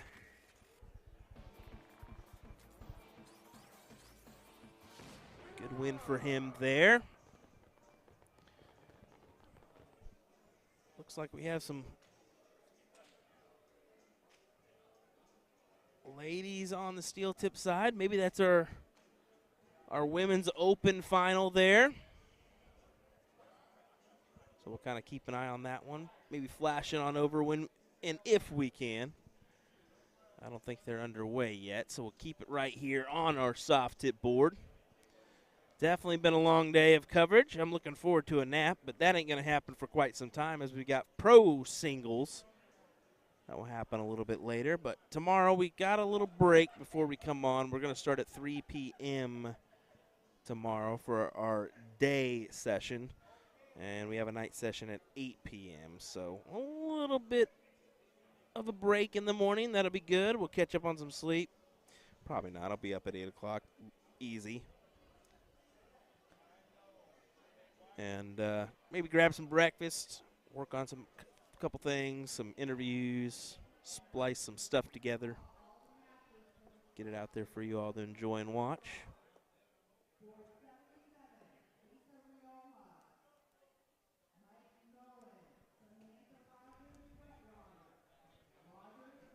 That's just outside for Gates.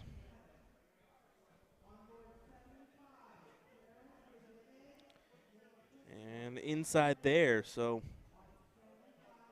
we'll get the start.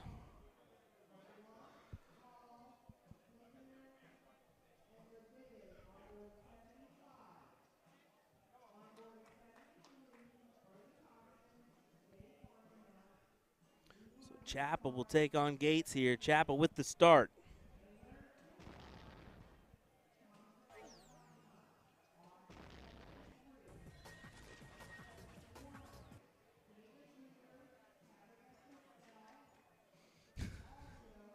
Gates is just a little bit confused there, it looked like, at the 3.66. Like, how did you end up with that? That would be a 1.35 start, my guy. But it's hard to beat a 180, and that's what he puts in there. Can we see perfect? Come on, Gates, give us one. We have not had a perfect game on here other than a perfect cricket, and that was not streamed by Will, so I'll probably just jinx this, but whatever. Come on now, Gates, give us one.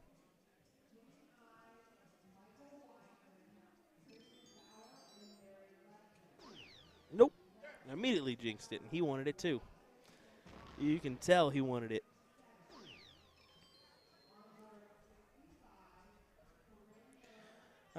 David, yes, this is the team event we're watching, and he's asking me to explain the format in the team event. So it goes 2, 3, 2, 3, and it kind of rotates there. So 2 cricket doubles, then it'll go into 0-1 singles, 3 legs of that, 2 cricket doubles, and then 3 0-1 singles, and then we'll rotate back until we get a decider.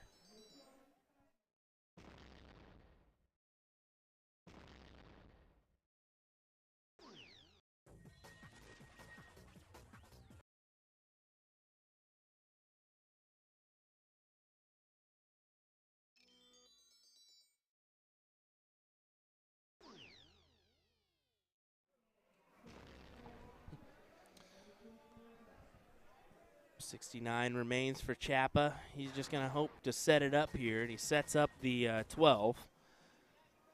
Soldier with 96 left. Sorry to cut you off there, David. I had somebody pop into the booth. So, yeah, 2-3-2-3, doubles cricket, then 0-1 singles, and it kind of rotates until we get it till that 19th leg. So, if we come down to the decider, it'll definitely be cricket, just so you're aware of that one. Our deciding game will always be cricket. Big shots, double 14. And he goes inside. He really wanted that one.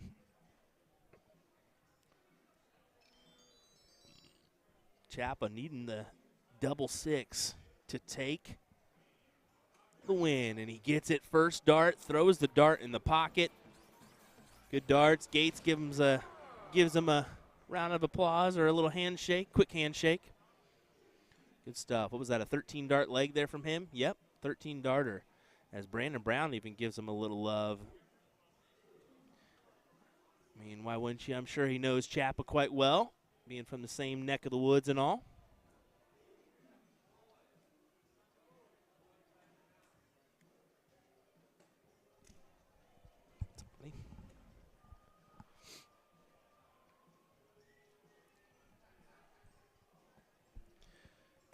We'll take a couple warm-ups, maybe none at all, and we'll get back underway here in just a moment's time.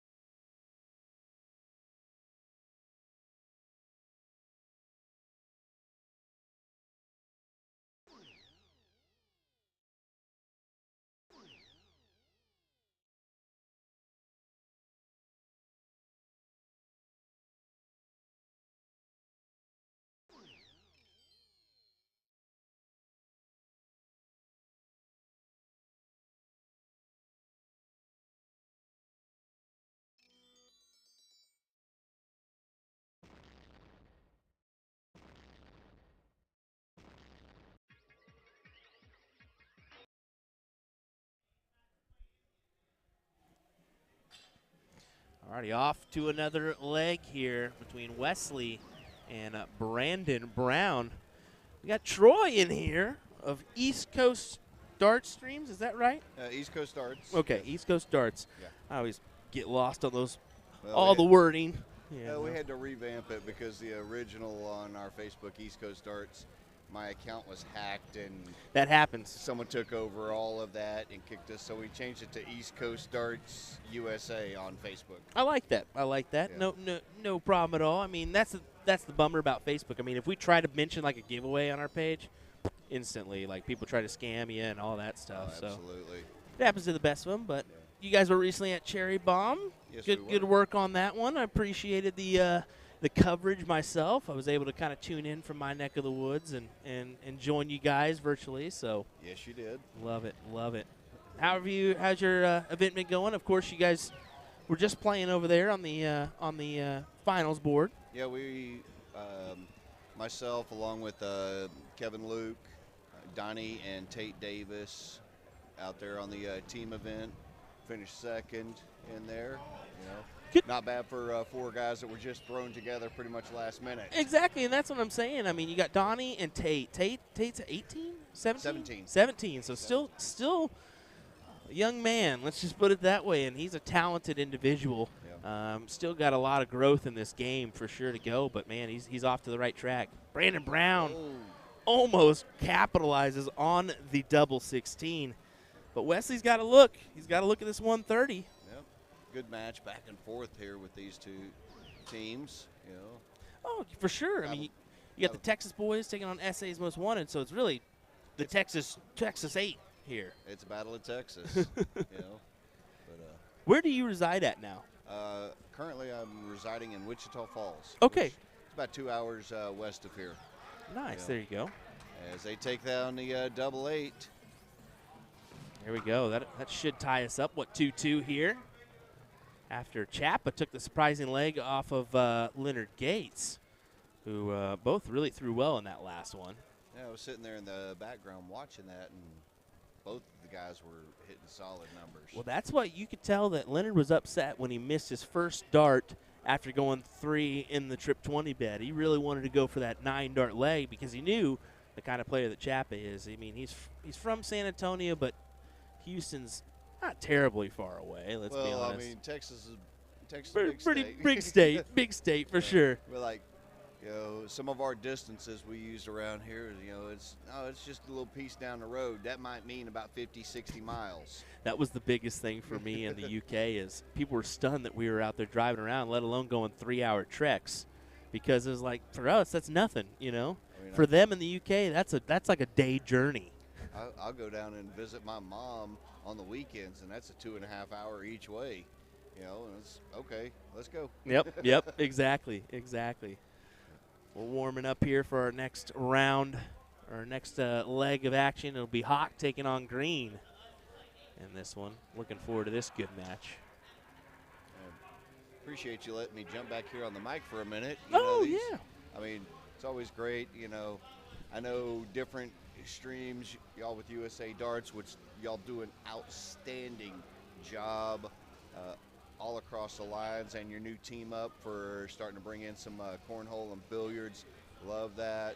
You know, I give y'all shout outs on our stream, you know, and I know you jump into the commentary, jumping in there and all. So well, it's about supporting each other. That's the main thing that people need to understand is if you're in the darts world, we know about it. We know who you are. I'm always keep my eyes on everything, whether it be Dart Connect or Soft Tip, or even just watching the streams and kind of figuring things out and seeing how everything's going. It's good for everybody to support each other. I mean, we definitely don't need to be fighting tooth and nail because there's enough for all of us if you really think about it. I mean, there's so many events throughout the country, and there's numerous events on the same weekend, so it's tough to be at them all. And the way I look at it is the more, even if there's a number of us getting it out, it's more for the people to enjoy. Yeah. You know, last weekend I was watching the Cincy boys, the Cincy event streaming for the Music City. You know. Yeah, they did a real good job. And actually, speaking of, Ryan George joining us. It says Will Stuart, the man with the plan. Laugh out loud. That's a good one. I added a laugh out loud on there, by the way, because I'm laughing out loud on that one because I know I'm not the man. But no, we appreciate that, Ryan. Yeah, they did really good. They did really good with the streaming there of Music City. That one was just a little bit too close to the UK trip. Trying to run down there, I was like, man, I just can't make that happen. The wife was shunning me. She was like, don't you freaking dare. Well, following your trip to the UK, and you know, seen a number of the videos and stuff that y'all have posted and everything, you know, out there. I'm sure you had a blast at that. I highly recommend that you make the trip over. If you're a darts fan, make the trip over for an event, whether it be Alexander Palace, a match play event, or even something else. I mean, it's very cool to go over there and experience that as a fan because it's a different atmosphere. They know how to do it over there, let me tell you. And they love us for some reason. If they hear an American accent, they go nuts. Yeah. They go nuts. Yeah. Well, Hawk, let's see what he can do here. Put himself in commanding position possibly? No, not at all. That is unfortunate there. Just 66 scored. Now for you, more steel tip? Yeah, we're primarily sticking with the steel tip Yeah. out there. Just for you, are you more predominantly a steel tip player than a soft tip player, or does it matter to you? For me personally, I prefer steel tip. Okay. That's what I always say I've grown up on. Where I'm at right now in Wichita Falls, there's the only steel tip that we have around there is just a group of about 6 or 8 of us that'll meet on Wednesday throwing some darts around. Yeah. Everything else is soft tip there. And a while back, whenever I was living in that area before the soft tip league, it was pretty robust. Mm-hmm. And it ended up dropping down, but now with Holly Dye back into that area, myself and a few others, we're trying to rebuild the darting scene there in Wichita Falls. Good. I mean, I'm up in Wichita, Kansas, so Wichita, kind of cool. Yeah. More steel tip there than soft tip, ironically, which is kind of crazy because most around us is soft tip. But yeah, same thing. We're just trying to keep the dart scene alive and rolling there, which is nice. I don't unfortunately have much to do with Wichita darts anymore because I'm just so active everywhere else. Yeah. It's hard for me to commit to league nights and stuff there, but I do support. So yeah, it's good to see that that multi-basis thing where it's league play, encouraging that as well as going on the national scene and streaming. So Green here with 96 remaining, with Hawk sitting on 222. So first look, we'll go to Green. Go ahead, Troy. I'm just amazed at the quality of play up and down the line here. Great shooters. It's a great atmosphere. Yeah. It's really a family atmosphere here at ADA. It's I see in the chats they're messing with you. We get it. You went to the UK. Yeah. I don't blame you. Who was that? Damon. Yeah. Yep. But no, it's a family atmosphere here at ADA. There's no denying it. Yeah. You do have your great shots, you have your good shots, but you also have your beginners and your more inexperienced shooters that play in those neutralizer brackets, which is incredible. I mean, the really when you look at it, it's a lot of chaos going on because of the multi brackets, but they handle it well and to able to maintain and kind of keep things going is good for them, and it encourages every level to yes, it continue does. Hawk had an opportunity right there for a 141. Gotta take it. Oh, you could tell he was not happy there. You're talking about that with ADA, and you see where with they even have the neutralizer events for the handicaps. I have my own thoughts as Hawk takes it out on tops, but I have my own experience, my own thoughts that I'll keep to myself about the neutralizer. But I can see its benefit for the new players coming in so that they're not getting swamped and beat down all the time, and it doesn't, hopefully it doesn't discourage them. Good, and this is the thing. I know exactly where you're at. Handicap is good up to a certain level. Once you've reached above that level, it's a hindrance because you tend to think of, oh, this match doesn't matter, whatever, and you go on about it like that. So, yeah, you're right. I feel you on that side, and it took my eyes kind of broadening the horizon and being like, I see the benefit. I still won't play it, but at the same time, I see the benefit, that kind of thing. Yeah. So, yeah, I mean, the formatting, I think they could change a little bit of the formatting to make things go a little bit quicker on that side of the thing. But, they're playing darts. That's the main thing. Yeah, they're playing darts. Yep. Yeah. And that's what it's all about. We're here having a good time, throwing some darts, seeing some friends, especially with some of these leagues and such being online. I've played a number of people online, where I know it all primarily started back with COVID, but we're still continuing that. And, playing people online and meeting them here tonight for the first time. Or this weekend. You know, so. Well, I appreciate you letting me jump in. Of course. Hopefully they might start actually throwing that soft tip blind draw that I signed up for. Hey, dude. You know, I don't blame you for signing up. Get your darts in here.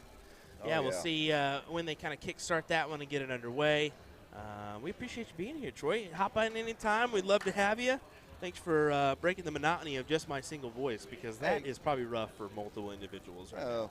I can understand. And if I get an opportunity and you're willing to allow me back here again, you know, maybe we'll see about jumping back here a little bit more, you know, and then I'll reach out to my partner there at East Coast Darts, see about hosting y'all's site through our Twitch also. Oh, okay, cool. And Yeah. I'll see if he's got the capabilities to do that. Cool. So, yeah, that's always all right, nice. Will, so thank you very much for Appreciate it, brother. allowing me to Yeah, join in here. good luck in the blind draw. Maybe we'll no, I won't see you in the blind draw, buddy. There's no chance I'm going to be playing in that board tonight. I got too much to do. I would, you know, and I don't see you streaming it here either. You know, so I know how that is. All right. All right, brother. Take care. Thank you. Appreciate it. Good stuff, man. All righty. Well, it's a 3-2 score line right now. Texas boys up ahead. So we'll see what the outcome has for us.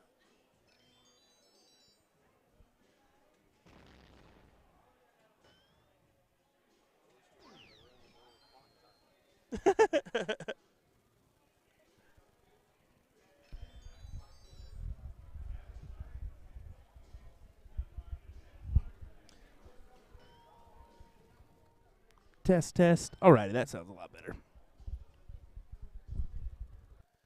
I wanted to test out his mic. I was kind of noticing that static and trying to work on it while he was in here. I think I got it figured out now. So hopefully when we have guests, that static is not going to be as present as before.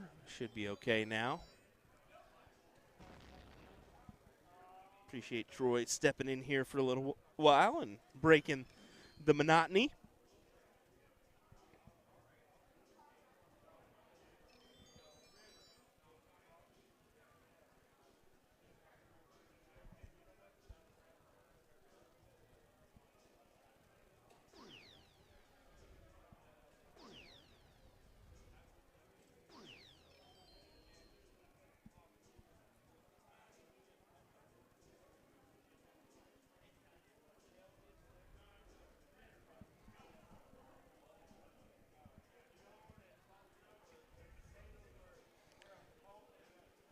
Moment there. We'll figure it out. There we go. Back on track. Brandon going to take the look at the 19s here. Way outside for his liking. As you can see him go, where was that going?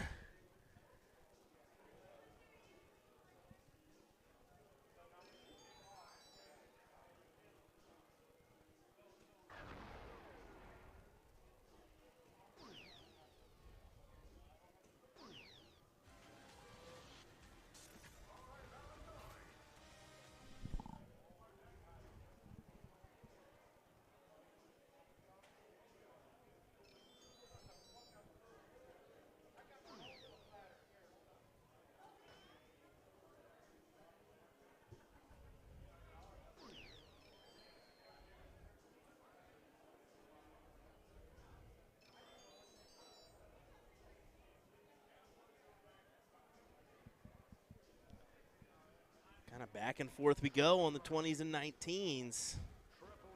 Will he take his look? He does, and he finally hits. Huge 9 for Spears. Brandon gives him a little love as he walks by. It'll have to go on the 18s or 17s for Brandon here. We'll have to collect a few indeed. And a few not achieved, so tough look for him. Wesley can just tend to take full advantage with 3 18s. Now, will he go for that? I'm not sure. We'll find out here. Yeah, smart move there, going 19s first. Now take your look.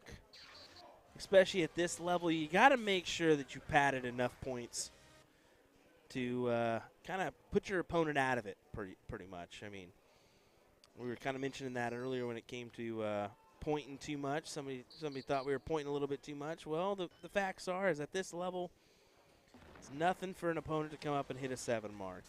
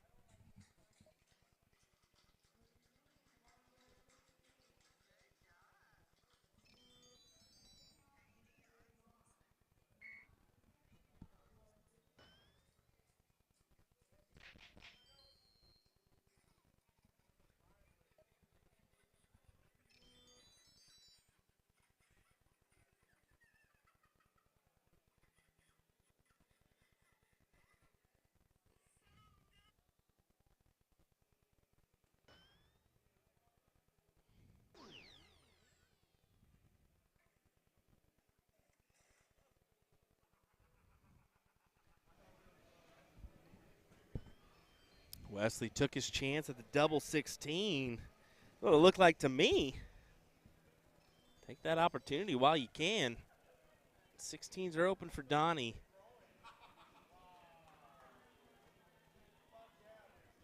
One triple would give him not enough. So, yep, now he can take his look if he wants to, and he stays. No, he did take his look. Just a single one, kind of blended in there. Wasn't quite able to see.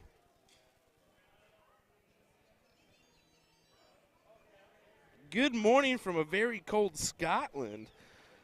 John, what are you doing up that bright and early in Scotland? You're 6 hours ahead of me right now. What is it? It's 9 o'clock here. 3 a.m. there, Sean? What are you doing, my guy? A little early indeed.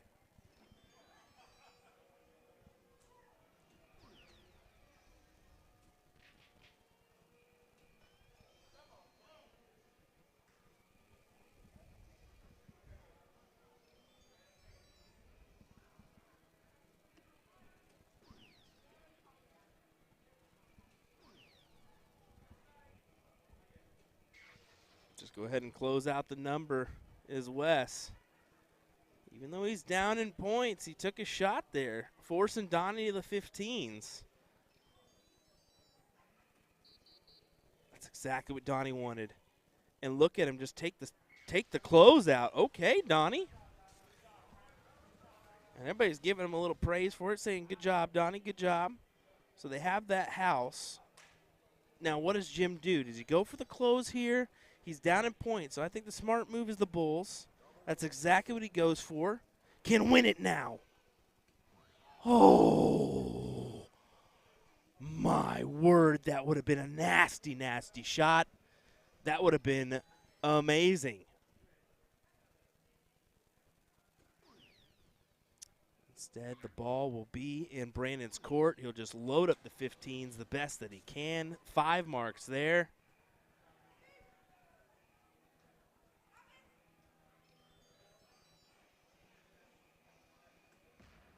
Got a good morning from Norway as well. Thanks for joining us. We appreciate that. Another look at a big checkout. Just didn't happen this go-around. Sean says, working nights this week. Always love to check in on the darts stateside. Went on. Great comms and darts as always. We'll appreciate that, buddy. Thanks for supporting us. Definitely looking forward to giving you guys more content as we continue on.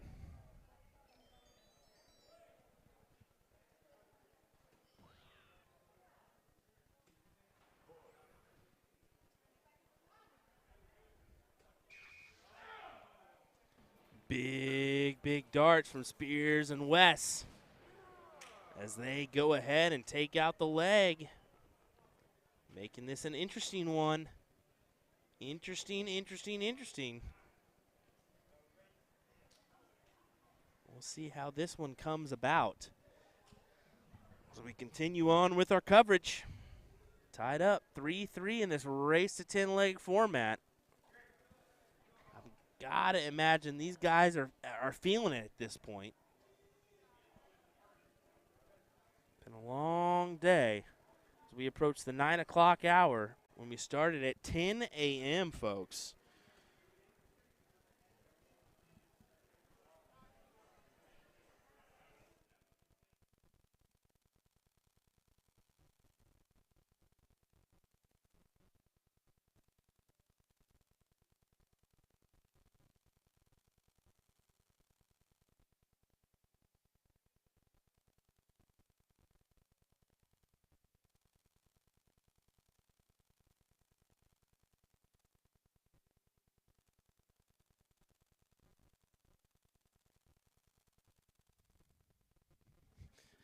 Gates giving us some sneak peeks of his dance moves as he listened to a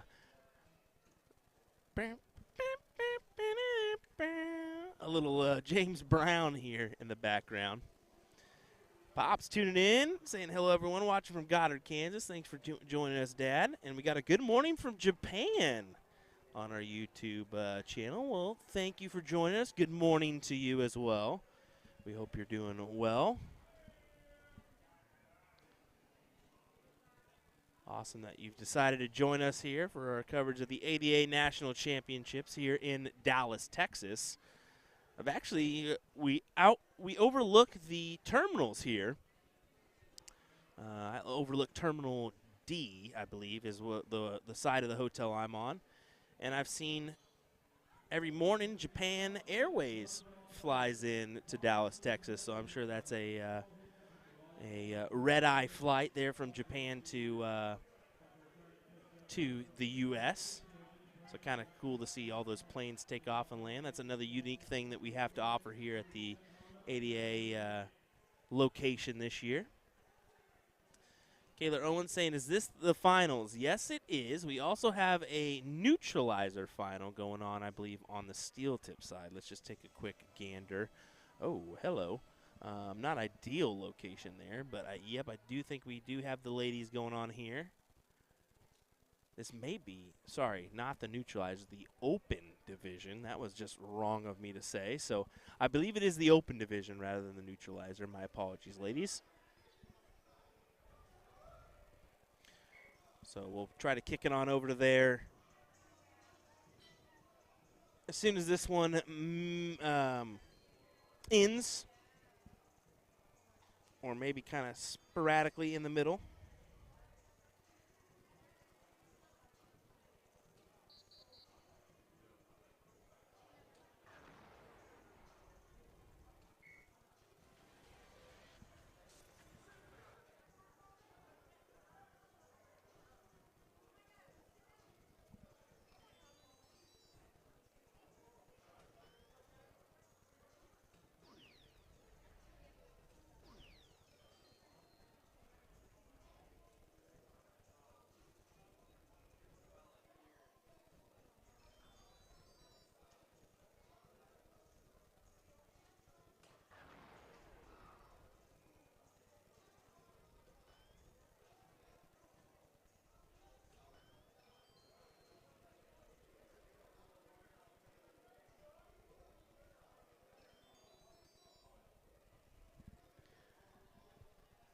So Hawk and Gates take the stage while Chapin, I believe Green, are taking it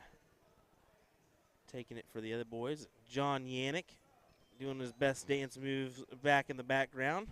Atrocious dance moves, if I say anything there, but it's quite all right. Big darts from Gates, 8 mark is what it's considered, but what's one dart? Come on now.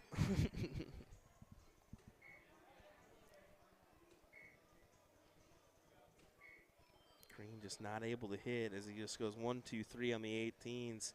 Hawk, go right at the 18s if you're me. Get rid of those suckers as quick as you can. And why not?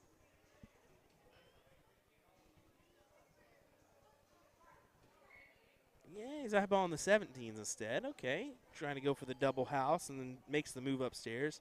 Well off with that last start, though.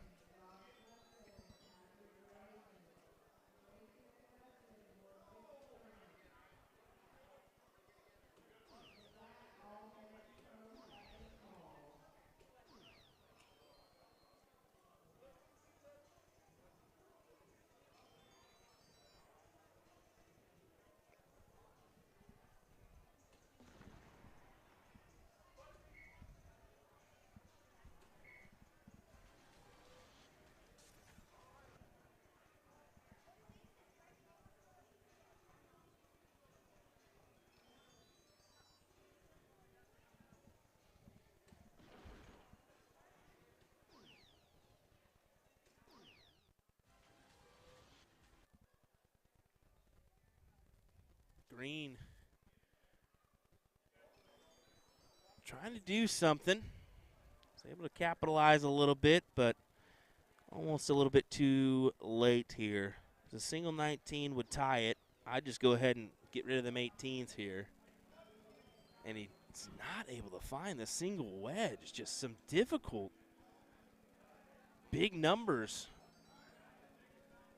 being missed here.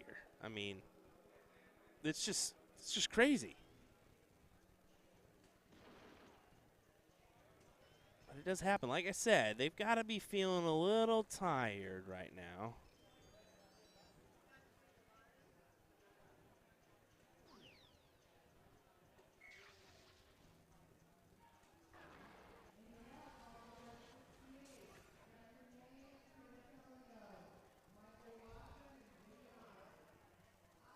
A little tired may be an understatement, to be honest. I'm a lot of bit tired. I can only imagine them who's been playing all day.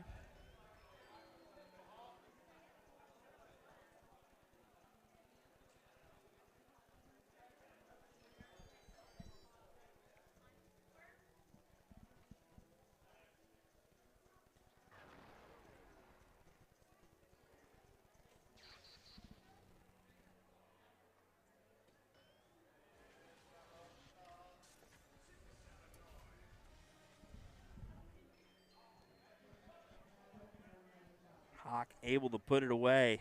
397 plays 334. With the two-house advantage, got to go all 15s here if you're Chappa.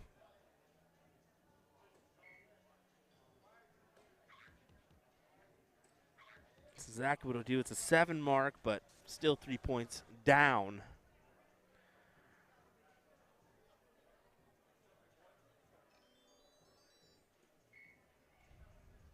Scott Handerson saying, I recommend more triples if you play against Gates. Yeah, I mean, it just seems like he just pulls out the goods whenever he needs them.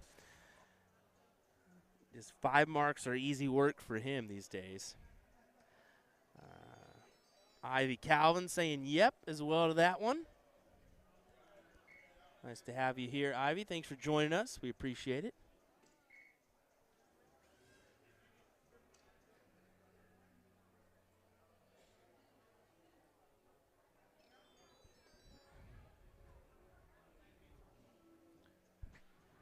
Just the one bull needed. One bull taken. 4-3 scoreline now in this one. I'm going to try to grab a water before we start in our next leg. Let me go run and do that real quick. We'll get underway as soon as they get going. We'll keep it right here in the meantime.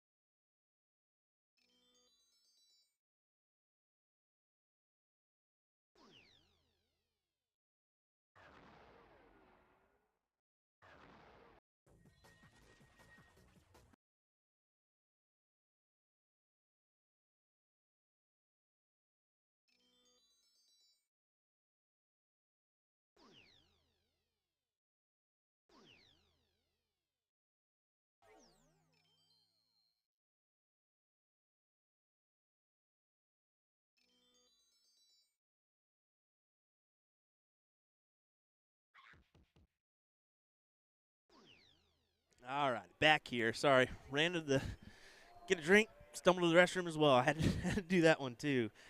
These team events can be a little bit dragging, tough to get away and take care of some business. So here we go. 56 plays 186.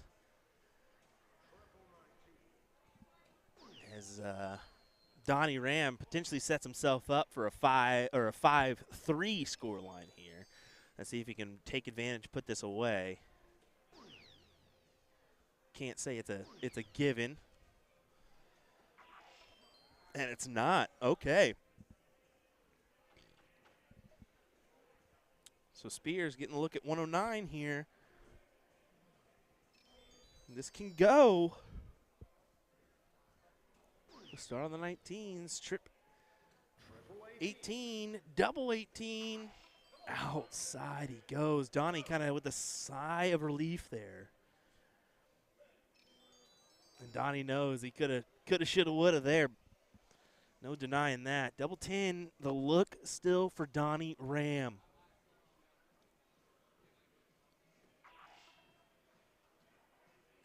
Outside and manages to get it. It's a 5-3 advantage now for the Texas boys. Just real quick, we'll head on over to this one. Throw the score line up real quick. You guys can see it's oh man, it's actually a 4-0 score line right now for Harper George Wofford. I did not anticipate that one happening already, so we'll see if that continues on or not. We'll kind of keep our eye on this one in the meantime. We definitely don't want to take precedent. I just figured that match on the men's side would be over a little bit sooner than the women's. This is a race-to-10 format on both sides, so the men and the women race-to-10 format. So definitely a long format. Kind of adjust there, put that into view. But we'll try to switch back and forth in between the legs, or between these matches when possible, I guess.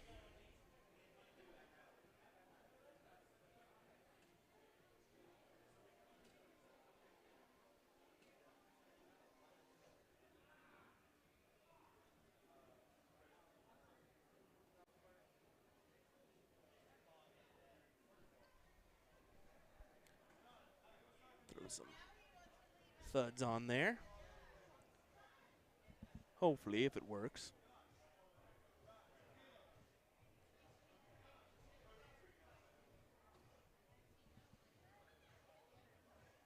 Looks like 3 17s. Just going to have to convert that over. There we go. Now it's adjusted, ready to rock.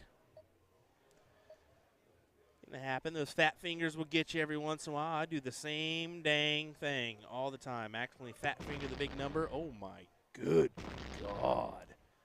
That was a little loud, I would say so. Looks like the boys started. My apologies. That's a 180 start from Leonard Gates.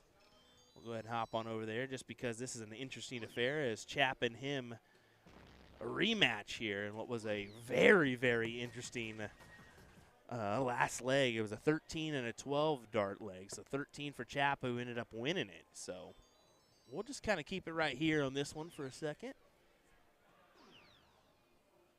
Gates did get the start this leg rather than Chappa, so that could be a big decider as well. Prove if it is a bigger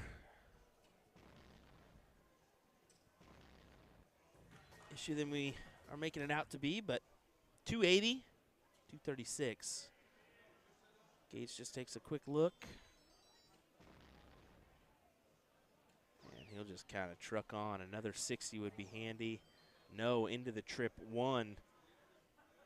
Chap has got to convert on 2 triples here. Got to convert to make the pressure there.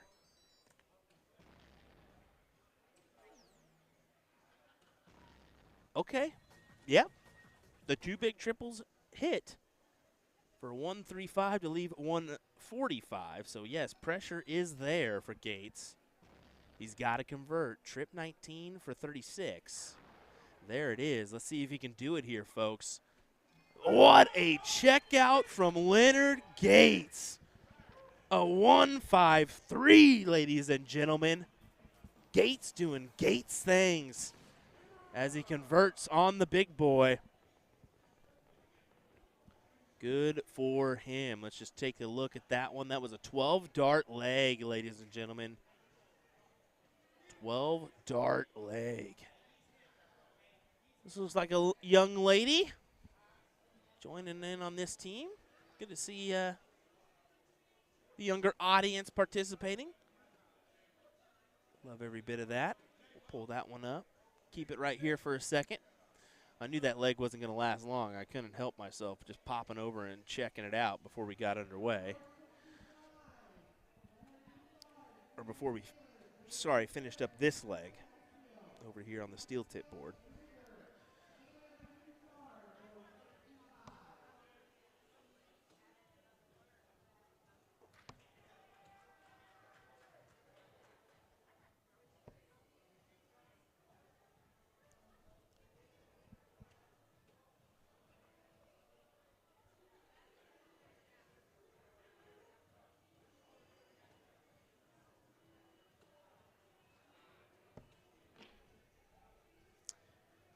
Happy with that one. Just falling out. And outside there as well. Let's hear where you're tuning in from, folks. We'll give you a little shout out, a little love. We have 24,000 followers, almost 25,000 followers. We're actually sitting at 24,935. So we're not too far away from 25K, and I think we're going to do a nice little giveaway. And by nice giveaway, I mean a really nice signed piece of memorabilia. Yeah, signed memorabilia. You can't go wrong with that. If I were you, I'd give us the like, I'd give us the follow. You definitely don't want to miss out on this giveaway. And then maybe having multiple giveaways. We've got numerous items that we could kind of dish out to y'all now. So Tennessee for Mason, Buffalo, New York. We got a Syracuse, Texas, Iowa. Love that. Jay Fouché saying, is that Susie Q in the background? I believe so. Love seeing that.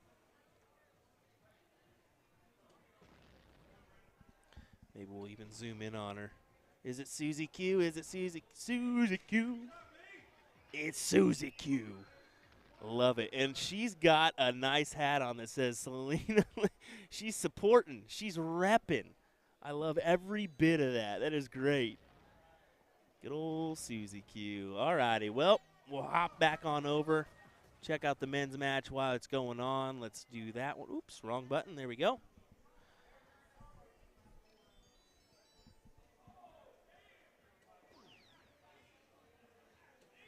All righty. We got Maryland for Peter. Snoozeville, Texas for Caitlin Owens. Idaho for Brenda. Jacksonville, Florida for Jay. Lake of the Ozarks for Chris. San Antonio, Texas for Sabrina. Thanks for joining us, everybody. We appreciate you. Share this around to your friends. We should be live for a little while. I don't think we've just started some of the pro level stuff. I know there's a couple pros that are waiting on a couple individuals as well. So, yep. Darts to be had.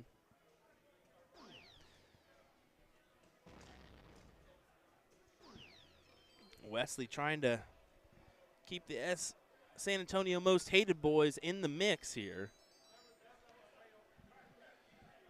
So he leaves them at 136 now. It's been a few legs since they've been able to get on the board. It's been 3 on the spin, actually, for the Texas boys. So they need to capitalize and not let this get too out of hand. That's exactly what Wes is doing. 20 or 16? Yeah, 16 is the answer. I thought he was going to go for that 20, but he may have just been looking at the monitor. Yeah, you don't want to take that risk of busting that big boy, because that would leave you on a hefty number to come back and try to retain. But Brandon sitting on 152, you're going to get 3, maybe even possibly 6 at this 40. So go ahead and convert now, Wes. Double tops. Over to tens, and he grabs the tens. Good round there at the board. Oh no, the Canadian John Henderson joins us. I just can't help it anymore. Well, I'm waiting for this to play now, right? What? I play after this. Oh, you got pro? Whatever this is, yes. Okay. I see. So we've got some pros that are pro singles that have already kind of started, and then we're waiting on a couple more to kind of finish up here so that we can kind of finish out our brackets. Have they started the blind draw? Yeah, Okay, they just started the blind draw as well, which is good. I think they didn't anticipate this one going as long as it did, but, I mean, you build off it. They've kind of built throughout the years. At All-Star Challenge, I mean, we ended at like 6 a.m. one year, and they quickly switched that for the next year, made it a little bit better, so we'll see if they can do the same next year for this one. We'll let them take their last practice starts before we give you some commentary. Hang tight, folks. We'll continue our coverage of the 88 National Championships here.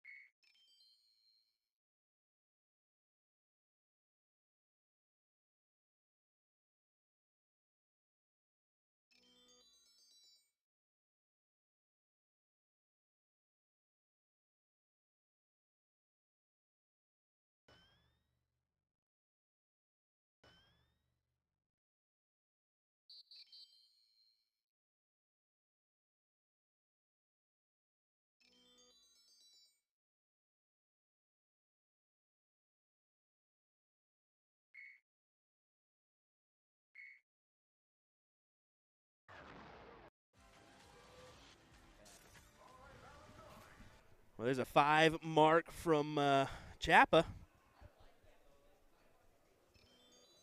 Let's see what Gates can do here. Whoa, Ghost throws that one. All right, Scott Kirshner.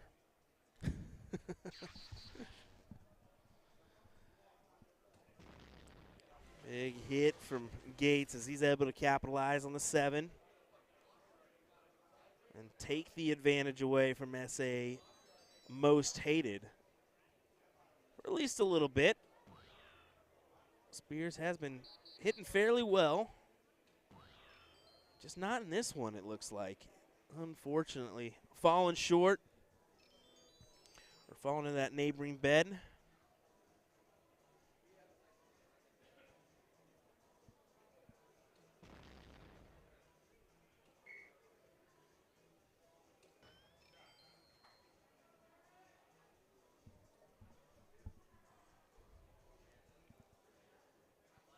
So the Gates-Ram duo has been pretty successful most of the time that we've seen them.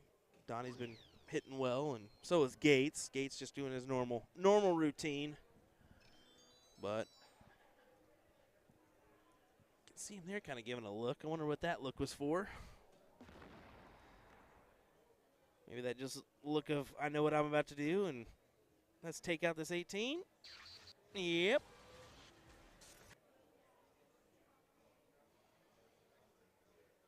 It's not like I'm cheering him on. I just see him play so dang much. I just know it's going to happen these days. Like I said, Spears is capable of kind of turning the ship around. Couple good trip 16s there. And Gates just walks up, goes ahead and hits the button for Donnie. There has been a few issues with the button, so maybe we'll let Jeff know about that one, see if there's anything he can do this evening.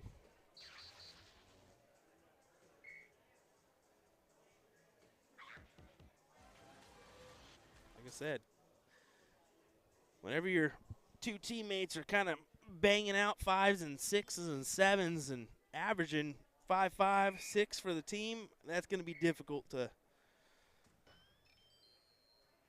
go up against.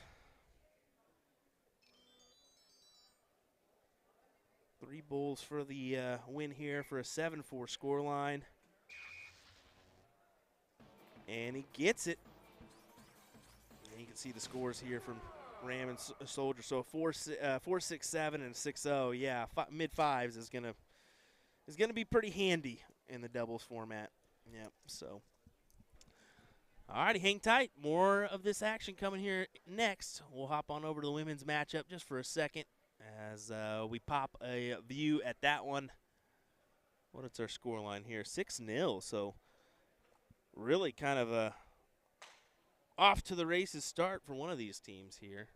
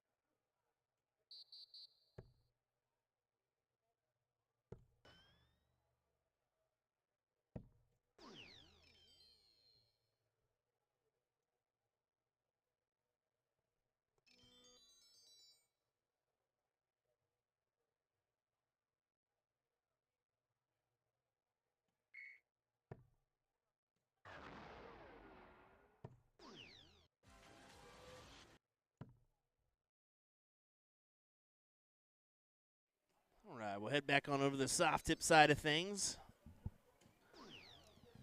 As Jason just dies laughing now as I said that. I guess you could laugh at that one, why not? Wes here looking at the 19s. He's got to come up with at least 7 here.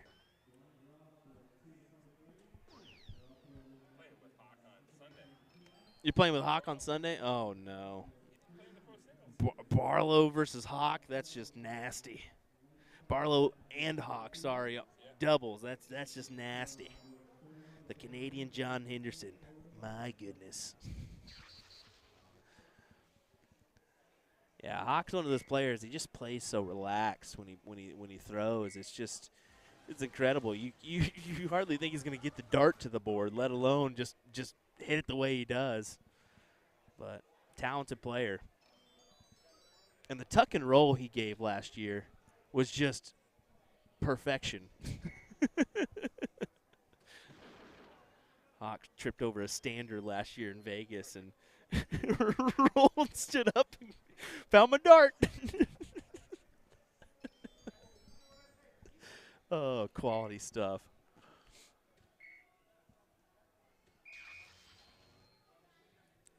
Quality.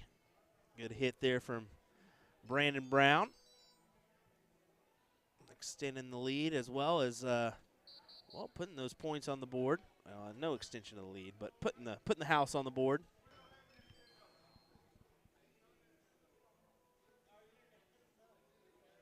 At this point, you're getting full garbage commentary from Will because he is just tired.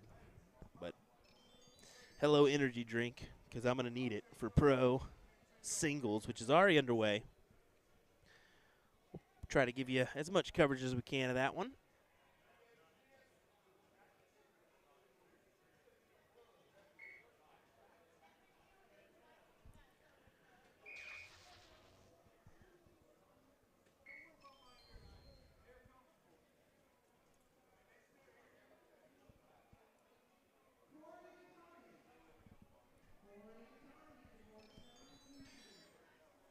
James just kind of taking a peek at the scoreboard before he comes up here. He's got to go all 15s.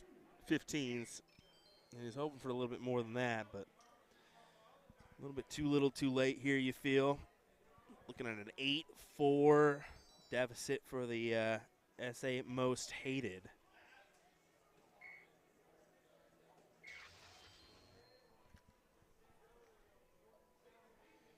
I'm not saying a comeback can't happen, but it's going to be very, very difficult with that score line and who they are playing against.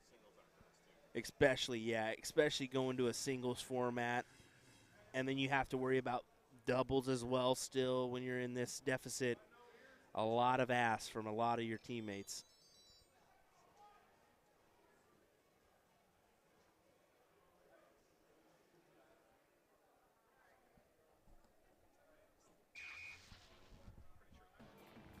Yeah. Winner, winner. Hawk and Brandon put it away. And you can see there, mid fours average for both those individuals. That's still a pretty good one. Now, who's going to come up for the Texas boys? Is it going to be Leonard? Is the question. I think him and Chappell were the last ones about, but I'm not sure.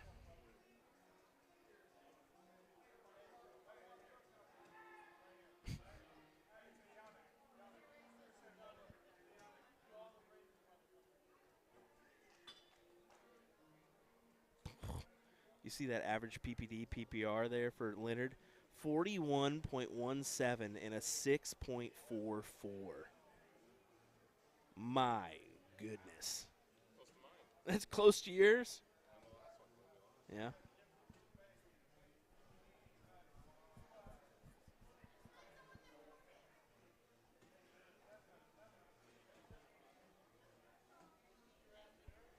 Now Leonard did play steel tip last night too. That's the thing about the ADA that's kind of cool is you can transition from the soft to the steel. You can kind of maneuver about, see how you feel about things. You don't even own a set of steel tips, do you? You just use your soft tips, right? talking with Jason Barlow here behind the scenes as he's hanging out with us for just a second. I think they're going to be up next on the streaming board, him and Levi. Is that right? Okay.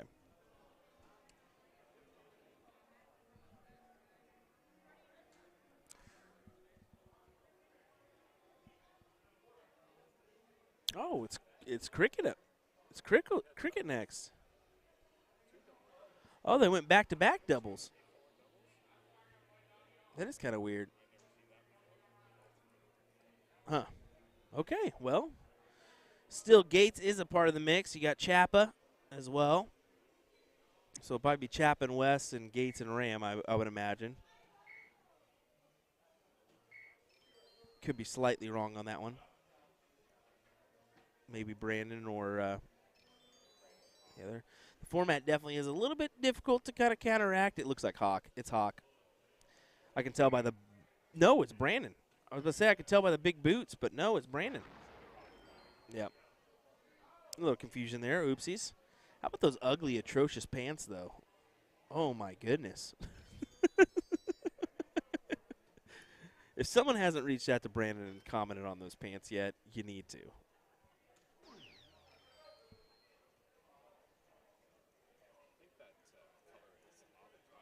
Avocado green, indeed. Yep, avocado. I'll go with that one as well. That is a great color description there. You could call it guacamole. Big darts there from Wes, able to capitalize. Take out the 20s. Minute lead, but isn't enough. Yeah, Gates is going to come up here, probably hit a 4 mark at least on the 18s. Take a shot. That just seems like something he'll do. Yeah, and it's a 6, so he will – no, he'll stay right there. Oh, hello.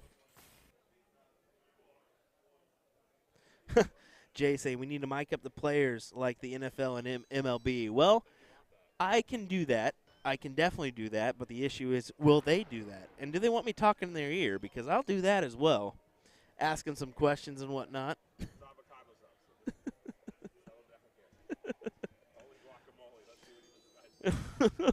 Jesus says, holy guacamole, let's see what he does here. Oh. Got some cilantro stuck in there. He's trying to figure out the guacamole recipes. He's flicked it away. Kevin Nelson says, let me text Brandon about those atrocious britches. Oh, that's fantastic. Someone do so.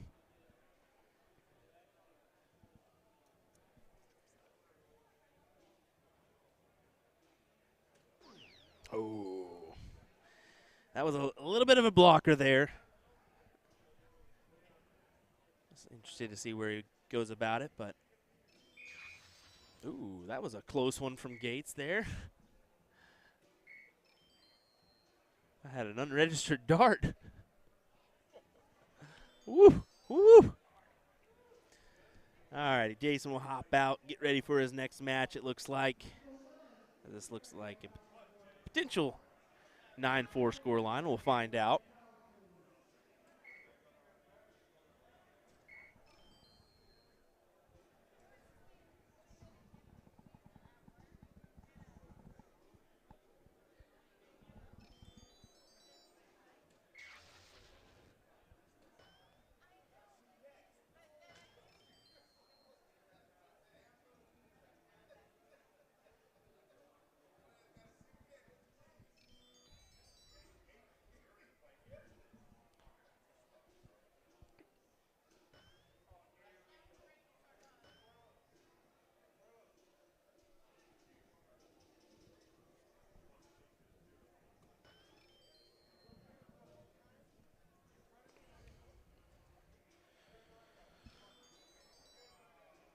West not able to do much here, so Soldier will close the 16s, move on to the 15s. He's going to close those as well. 3-house advantage with some points for Texas boys. as they have their eyes on a trophy and some money.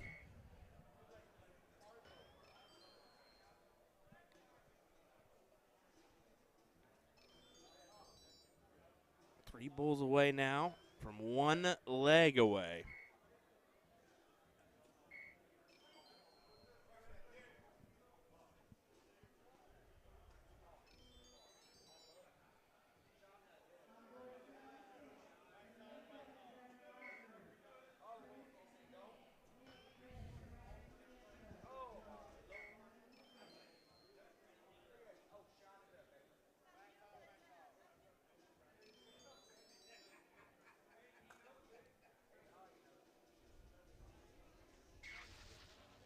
Gates grabs the one for the 9-4 advantage. Brandon not producing the best of averages there, just a 2.0, but hey, they did just enough to get them into the next leg, one leg away from the win. Pull up that steel tip board, throw up our averages or our scoreboard. Still 6-0 scoreline here, as they've been fighting it out in this leg, searching for the bulls. Two moms trying to put one on the board here. Come on, ladies. Let's get one here. We'd love to see that.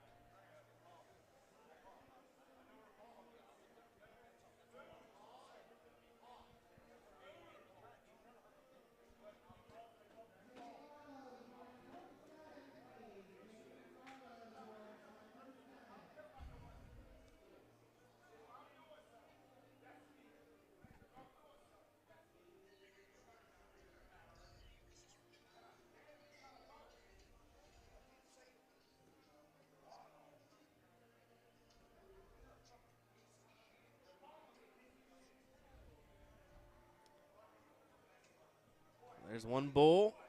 There's another bull. Could have been glorious there. Update on the Gloria counter, by the way.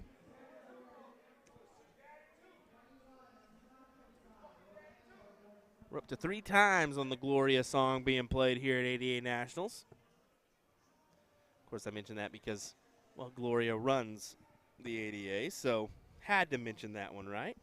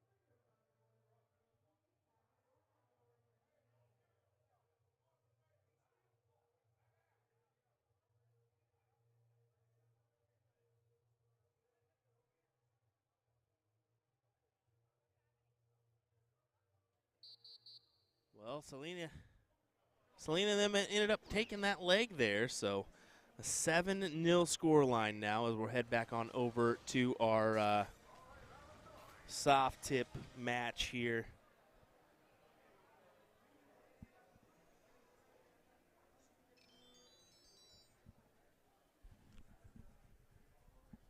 Texas boys with the early advantage.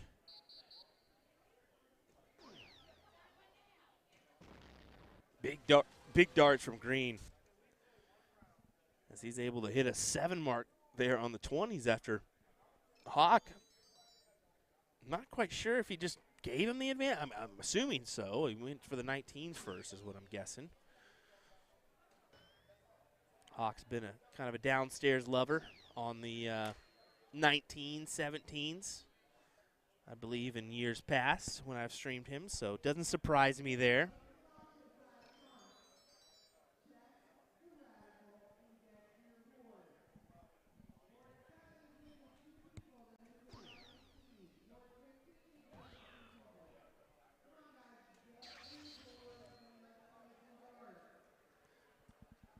Spears goes ahead and closes out the 19s with the 20 advantage. So 18s or 17s for Hawk.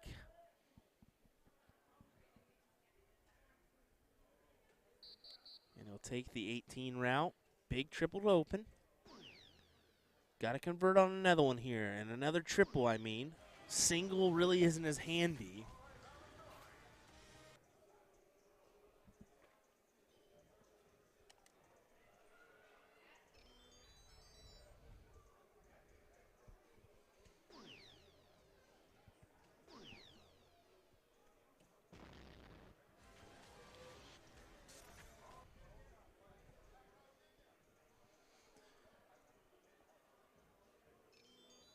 See Hawk and Donnie just kind of strategizing there.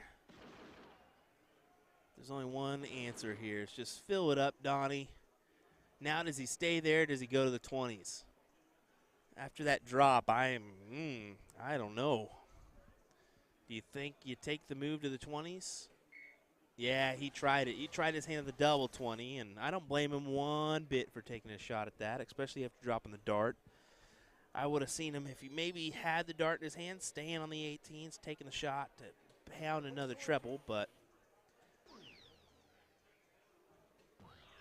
that shot at the double really kind of, I think that would have been the smarter move overall. That's what he did. So good for him.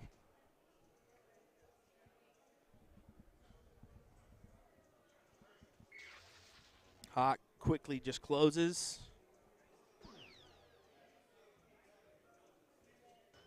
Alrighty, so you can see Spears and Green kind of conversating about it. Do you go for the 18s? Do you go for the 17s here? Good question. Yep. That's what I was kind of pondering. What do you do is just go ahead and open up that new wedge, have a scoring bed, take your shot, look back down. Good strategy move. Garrett French says the fist bumps every shot, wreck my head. I'm lucky I do it with my own doubles partner. I agree there. I mean, once I start a match, I would tend not to fist bump, or I don't even look for a fist bump until the match is over. Every once in a while, they'll throw it in your face, and you kind of just acknowledge it and be done with it. But, yeah, you definitely see it more on that soft tip side of things than the steel tip side of things. But it does happen. It is present in both. But especially where you're at, Garrett, yeah, up in New York, yeah, but that doesn't happen often, does it?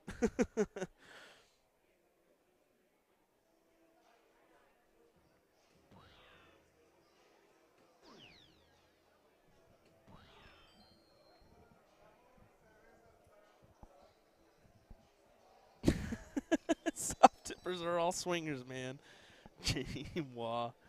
Jay, hope you're doing well, buddy.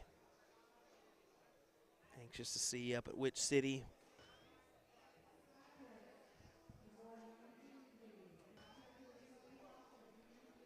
Go get us some big old cheesesteaks. Hello. Some gyms.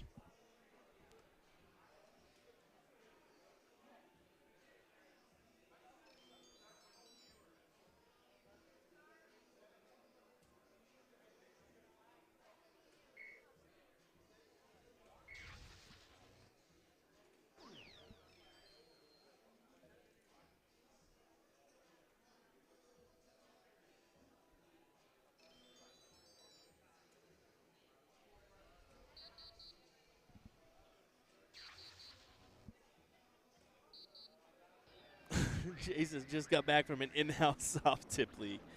Oh, buddy, that's surprising up there.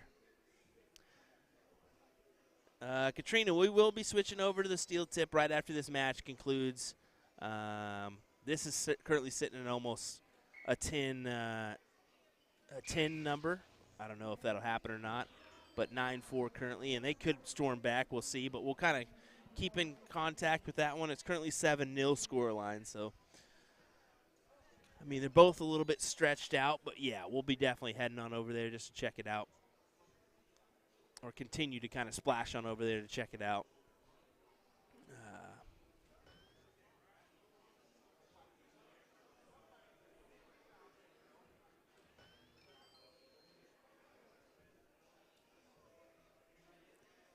Well, I'm certain you'll be at Seacoast, right, Jay? Rather than which city, as he says, I won't be at which city this year, Alaskan Cruise.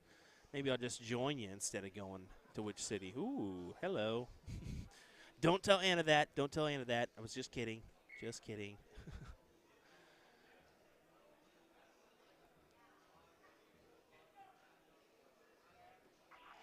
Green took a shot at the double, and unfortunately it went outside, so detrimental darts here as Donnie can go ahead and just get the point lead and move on. Potentially pull off the W here.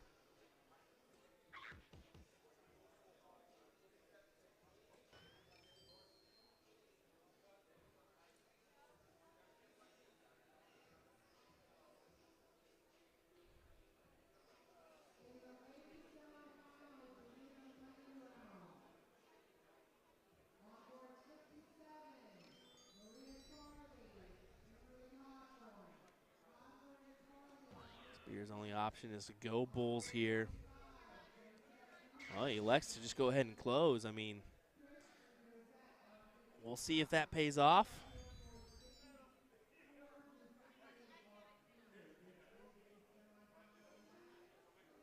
AJ Monahan, where's Hawk from? I believe he's from the Texas area. I'm about 98% positive on that one.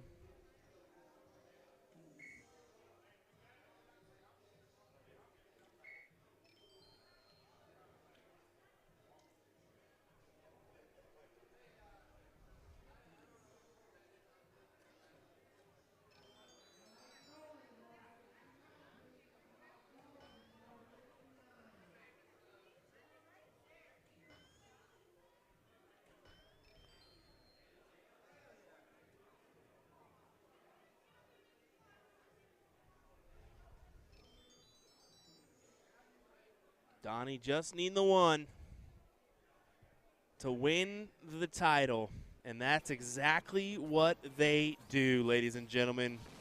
Your champions are the Texas boys here in this open team event final. Congrats to them as they win it. They win it. All right, we're going to head back on over to the ladies' steel tip match so we can kind of catch the conclusion of this one. Tell you what, I do need to grab a drink, grab a couple other things. We might do that one. Hopefully catch the conclusion of this match. Add some commentary. This is the open division, currently 7-0 scoreline.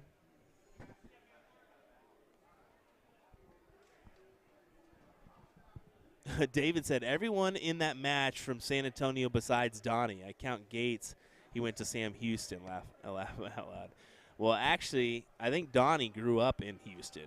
I think Donnie, well, not grew up, but Donnie, I think first was either born in Houston or he was in Houston for a significant amount of time. So that's why they go by them Texas boys. Damon says, someone tell the crowd to calm down. Hey, buddy, that's not necessary. You calm down here. No. There's other events going on, so not really the biggest of crowds here for this final, but that's okay. That's okay.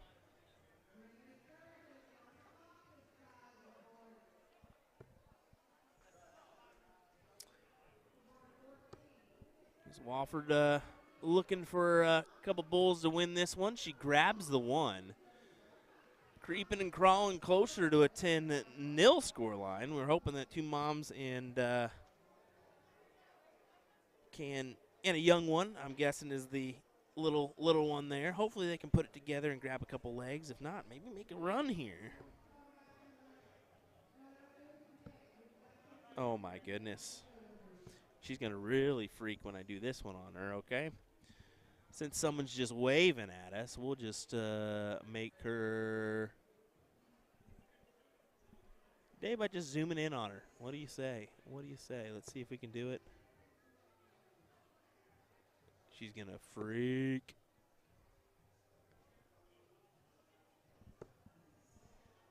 Oh, no. Oh, no. Oh, no. When somebody tells her it's going to be hilarious. It's going to be so good. Someone tell her we just zoomed in on her. And now she's dancing, having a good time.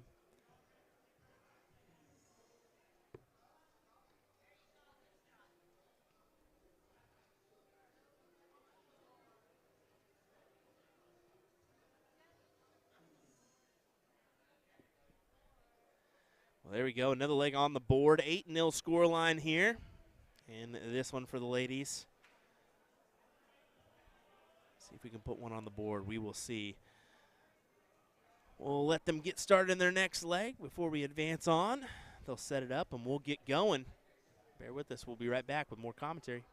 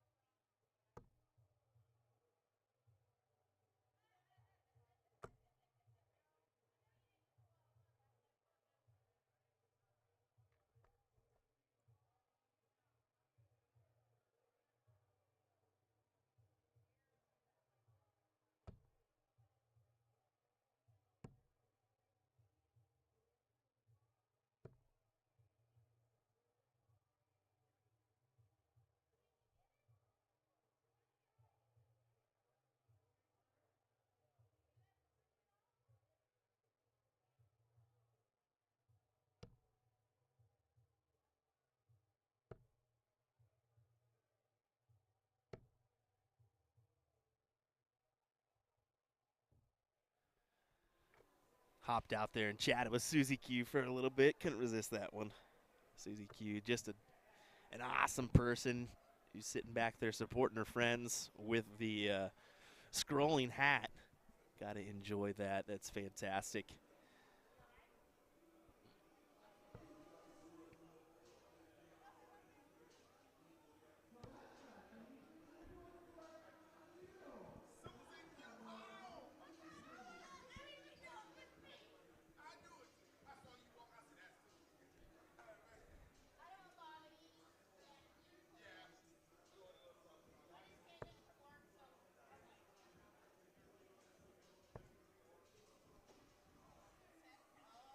Miss Parker just having a little bit of a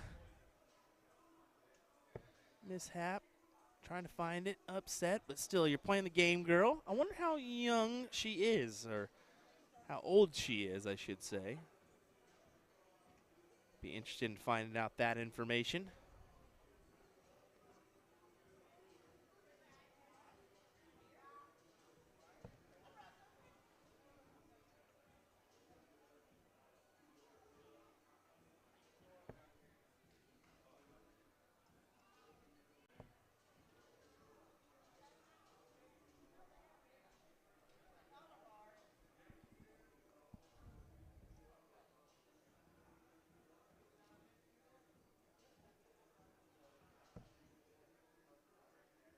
Amy's searching for those 19s. Trying to close them up before going back to the 18s to grab some points. Does collect that one, but we'll see if that's going to be enough. I don't think so with Selena coming up. She's usually pretty reckless, can take care of things most of the time. Oh, maybe not the case here. Needs a single 19, can't find it. Wow. Didn't anticipate or seeing that one.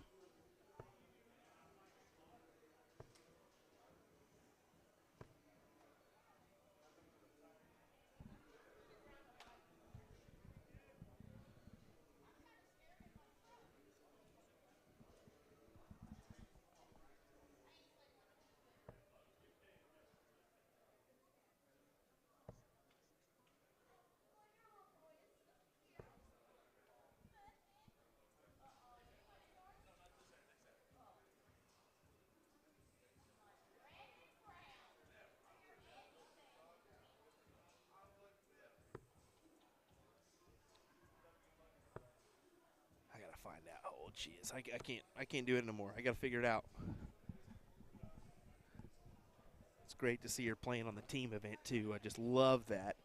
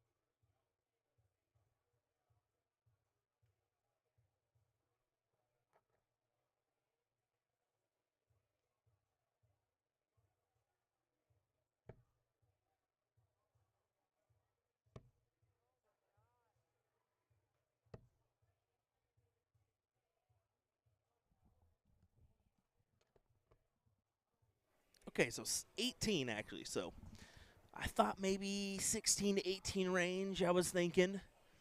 18 is the age of that young lady. So I was wondering if they had stipulations on the youngsters participating or not. I didn't know that, so that would still keep me guessing then, as if she's 18, I'm sure she can participate no matter what.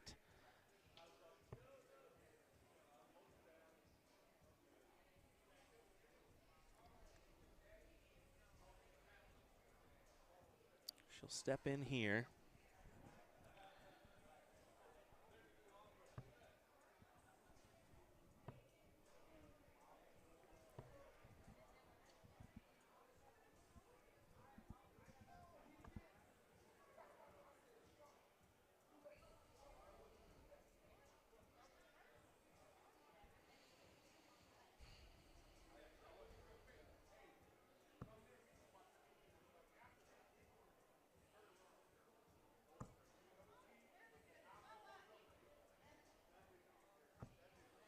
Three big 16s there.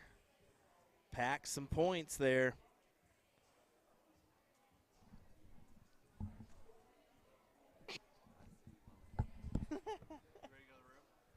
Oh, we going to the room?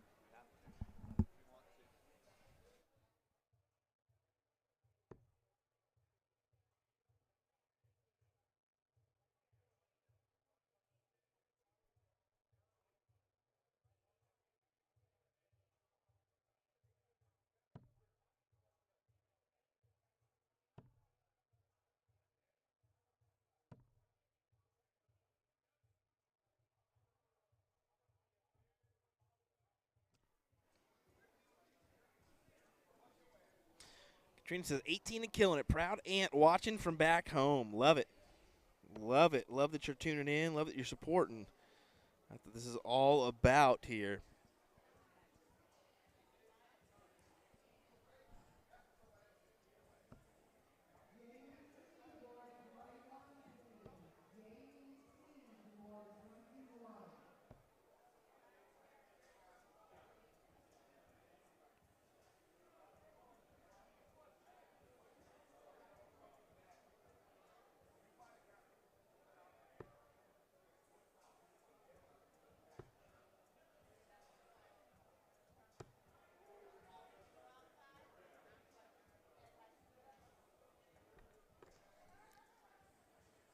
Lynn just needing the Bulls and a 15 here to put this one away, make it 9-0.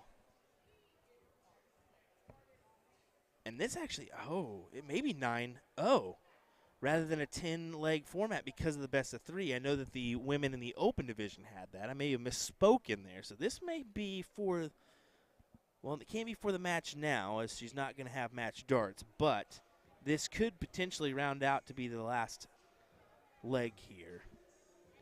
Actually, I know it is. It's got to be 9 with the 3-person format rather than 10.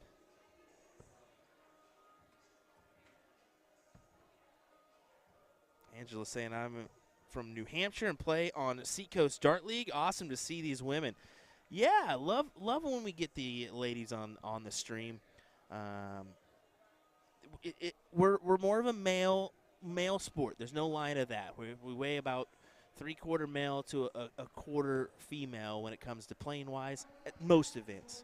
Sometimes that's a little bit more on the women's side, a little bit less. It just kind of depends. So yeah, we definitely see less ladies on the stream than the men, but we try to make it as 50-50 as we can, or at least try to. It's pretty important. I mean, in order to grow the women's game, you got to see the women's game out there, and that is very important for us here at USA Darts is seeing the rise of ladies darts here to match some of the quality that we've seen in the women's series and such. So hopefully that can be the next big goal for North American darts, U.S. darts, maybe picking up that ladies game and really taking it over. We'll see.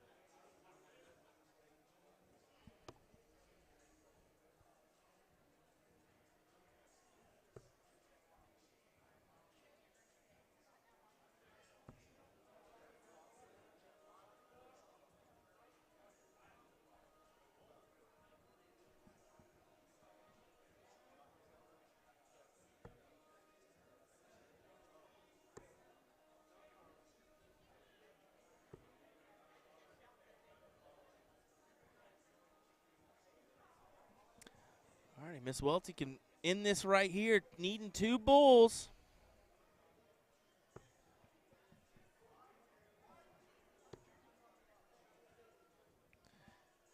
Find one there. Does find one with the last. So 1 on the board there, making it 1 leg away, or 1 bull away.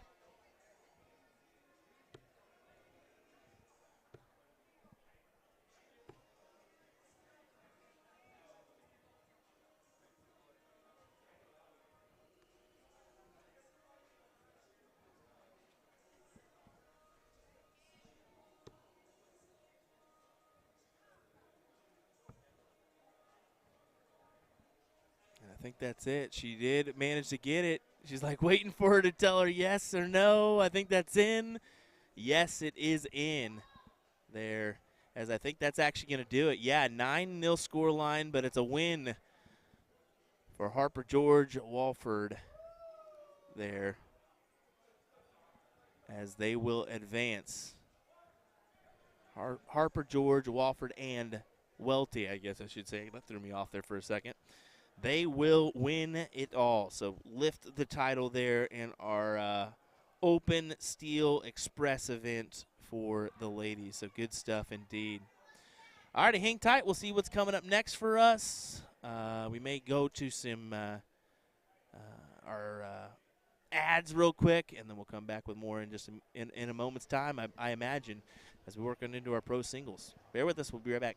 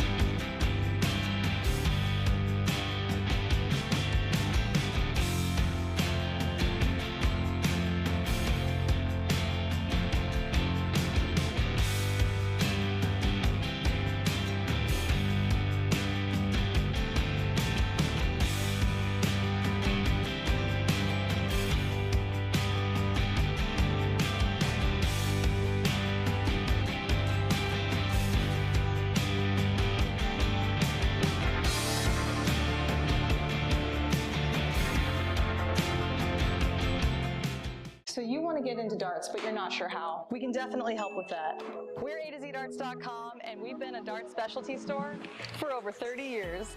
We have the greatest variety of darts in the country. But don't worry, we can narrow down that selection for you, whether you're a complete beginner or a full-on expert. We developed our own Colonial brand to offer an inexpensive line of darts, dartboards, and accessories, so you can get into the game without breaking the bank. Join our amazing community by going to azdarts.com.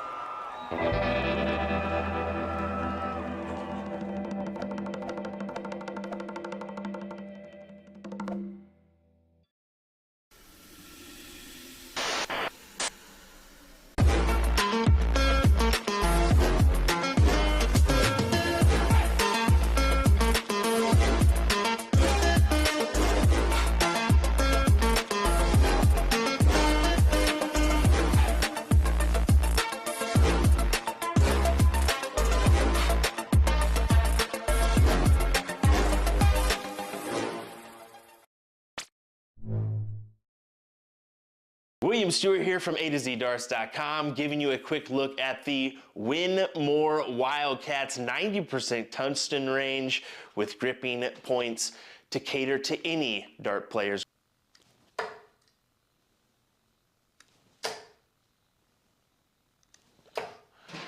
Tongue's a good start. After warming up here, I can already tell you I do like the grip intensity. I'm thinking of 2.5, 3 overall. Not too aggressive, but just aggressive enough so that you can feel it. You may think about going a little bit shorter on your shaft if you're not happy with your flight path. We'll close off with the bulls here. See what we can come up with. Come on.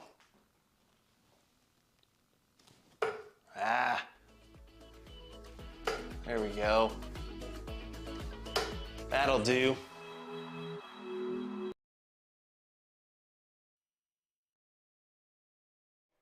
All right, just to give you an update, it looks like we still have a neutralizer team event final coming up. So I was a little bit stunned when I heard that one, but that just shows you to the amount of teams in this bracket. So looks like we'll be waiting for just a second before we get these guys underway, and then I'm probably going to take the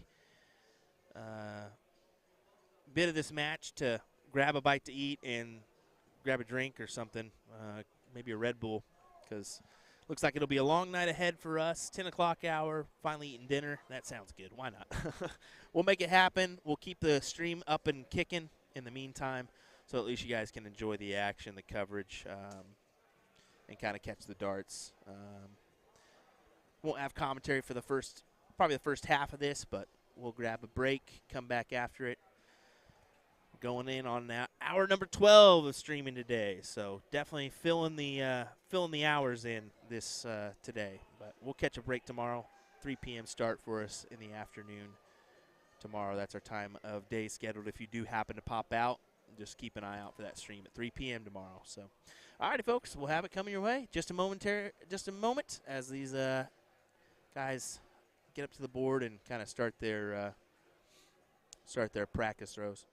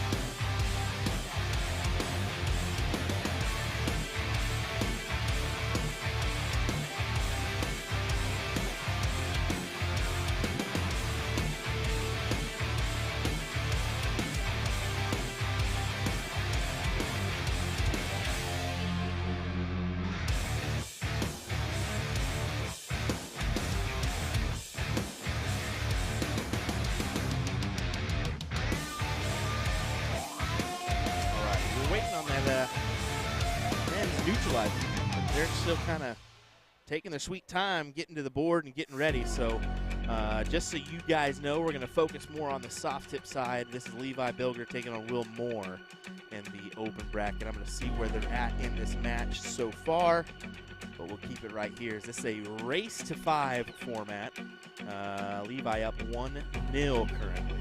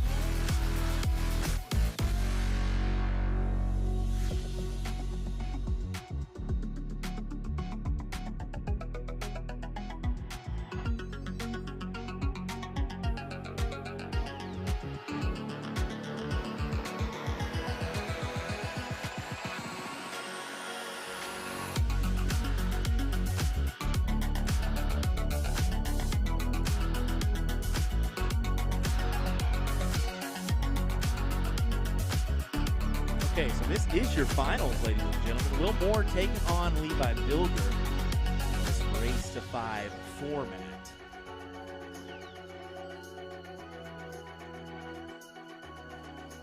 We'll see who is able to come out on top this one.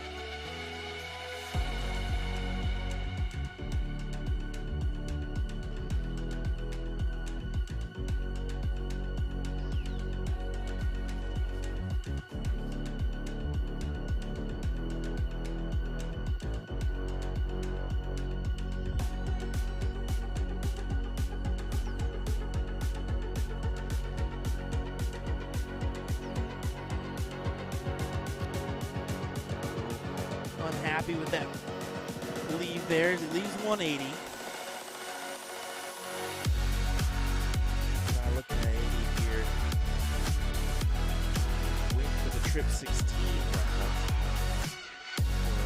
Himself double 6 now. Okay.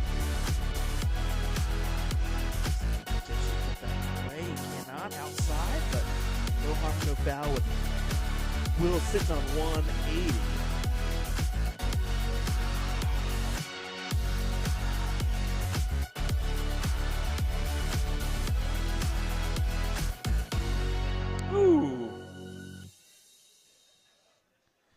Appreciate that, Anthony.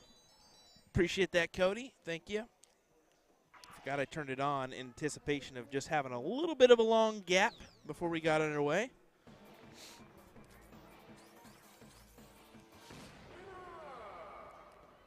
Bilger will go up 2-0 in this one.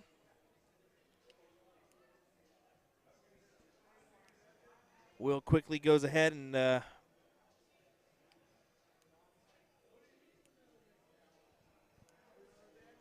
puts it in. And Levi's just a little bit closer, so he's going to get the advantage here with the start.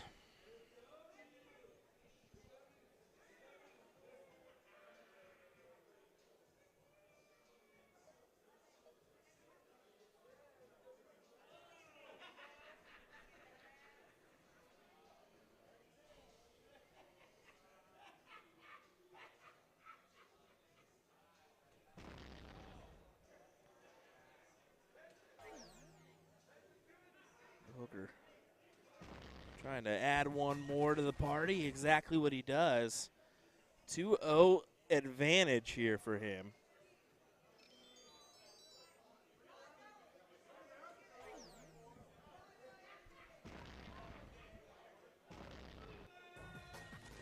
Good shots from Will. Same 1, 2, 3 there for him.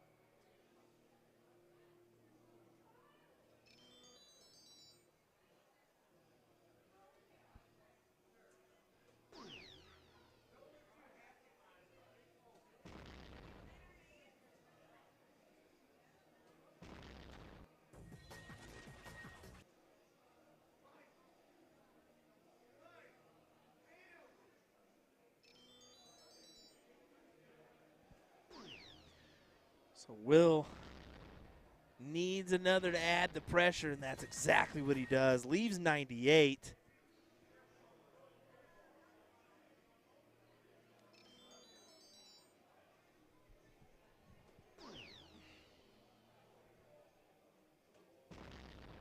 Bilger for another. Does exactly that. 73 leave. Pressure is added. Will's got to take this out here.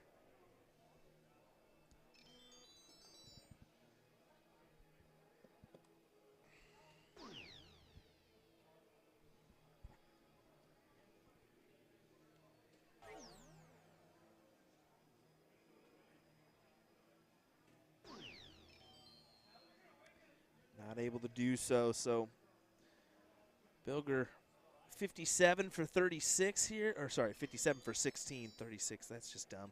I was thinking 93 there. Apologies. 57 for double 8. Doesn't get it, but capitalizes there for the 3-0 lead. Will just kind of shakes his head knowing coulda, shoulda, woulda been there.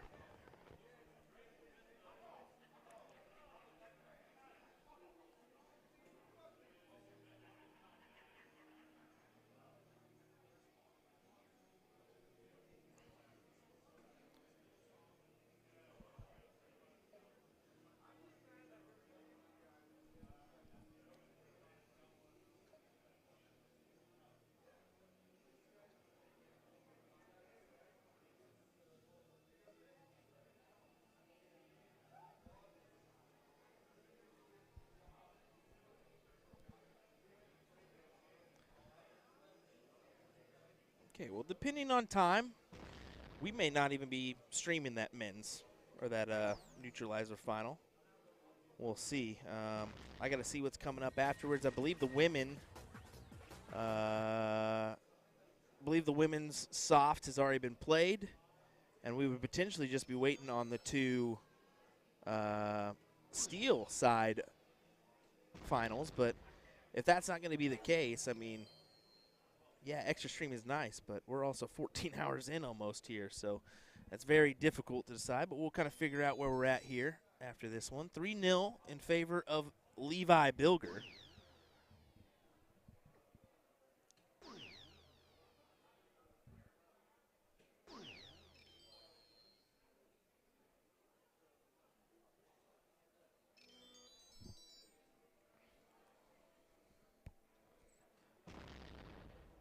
Will's just got to find a little spark of confidence, and he'll be quite all right. Maybe grab a couple legs and make this an interesting matchup here.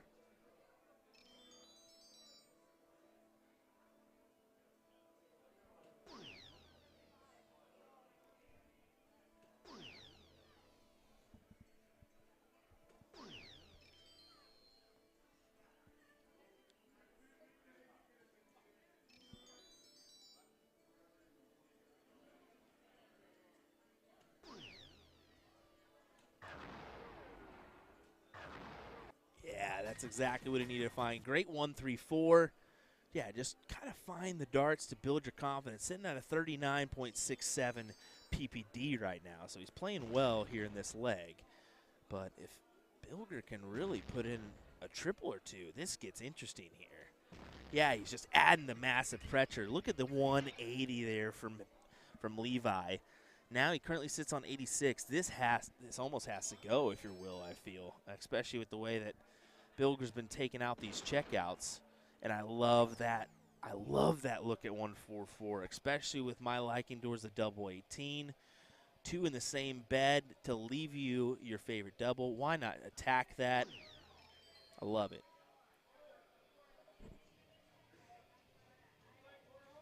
Levi's still on 86. We'll start at that trip 18, 54 to leave 32.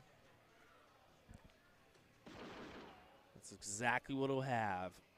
Double 16 in there. 4-0 to the advantage of Levi here.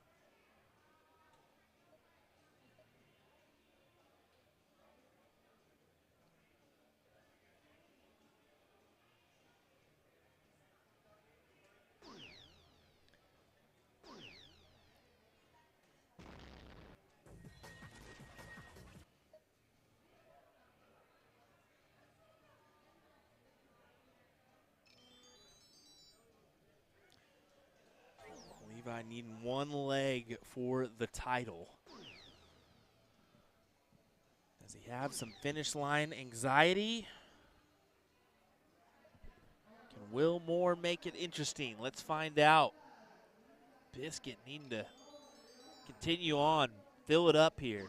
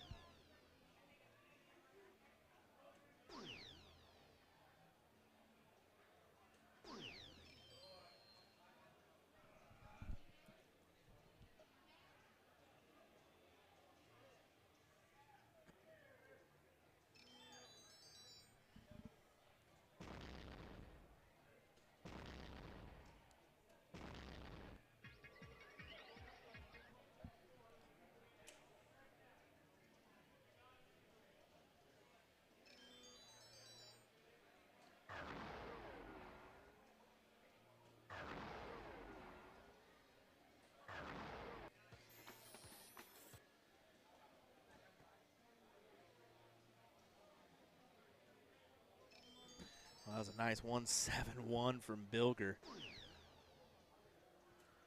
Moore still gonna have a look, possibly. Yeah, big last. Big last. Leaves 86.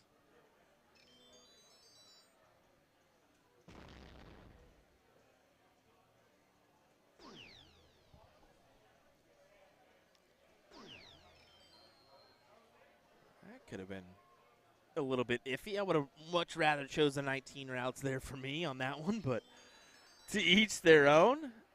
To each their own. 50 for the win. Can't capitalize. This would be a big hit from Levi if he managed to take it out.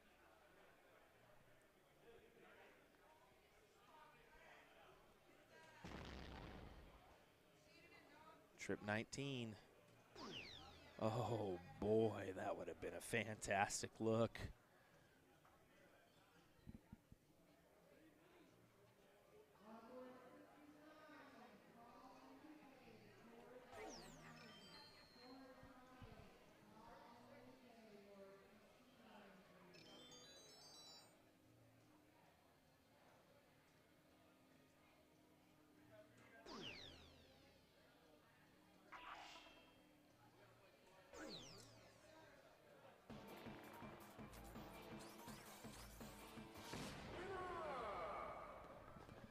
Moore does capitalize, puts one on the board, 4-1 scoreline here. 18 dart leg from Moore. Main thing is just capitalize and putting one on the board.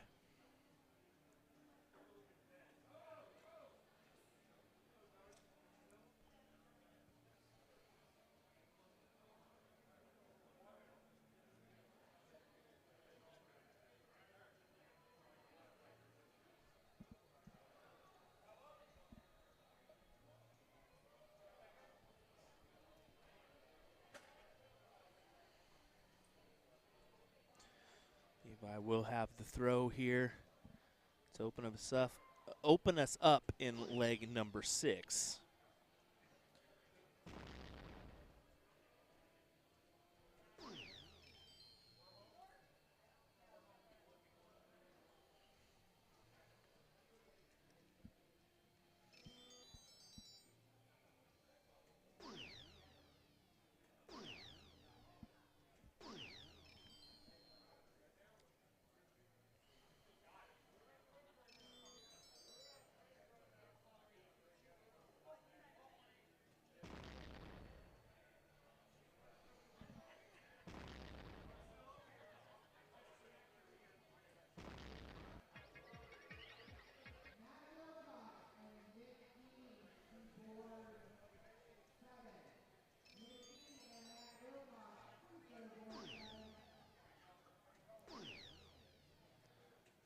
Oh, unfortunate darts there for Will.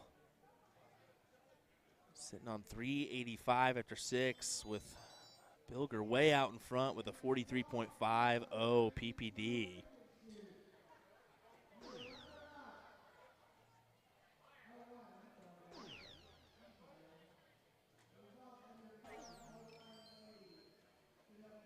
Bilger laughs that one off.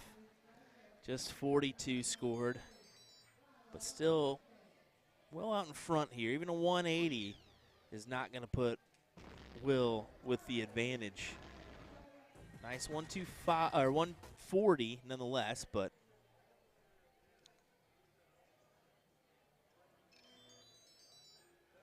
Michael says couldn't talk Danny into bringing Ross and Steven down to Dallas for some fun. Not this go around. Actually, we were asked to make the trip up to Wisconsin again to kind of do our streaming side and kind of have some fun up there, but I figured with our UK trip and this streaming, I just couldn't make it happen. 10-hour drive up there and then a 10-hour drive back with the mix of streaming. Yeah, that's tough. 65 remaining there for Will Moore, as he definitely adds some pressure to this 140.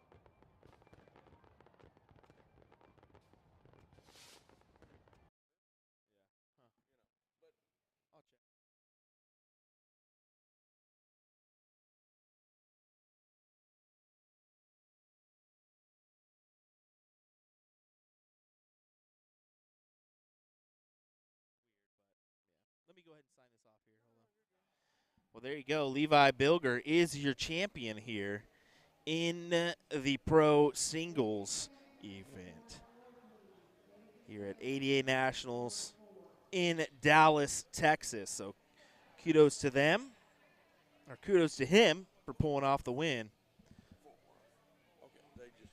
Yeah. Oh, it's all good. It's all good. All right, let me see where we're at in the other pro matches. We may call it a night, actually, to kind of get ready for tomorrow and whatnot. Let me go ahead and check and see where we're at there. 1 second, folks.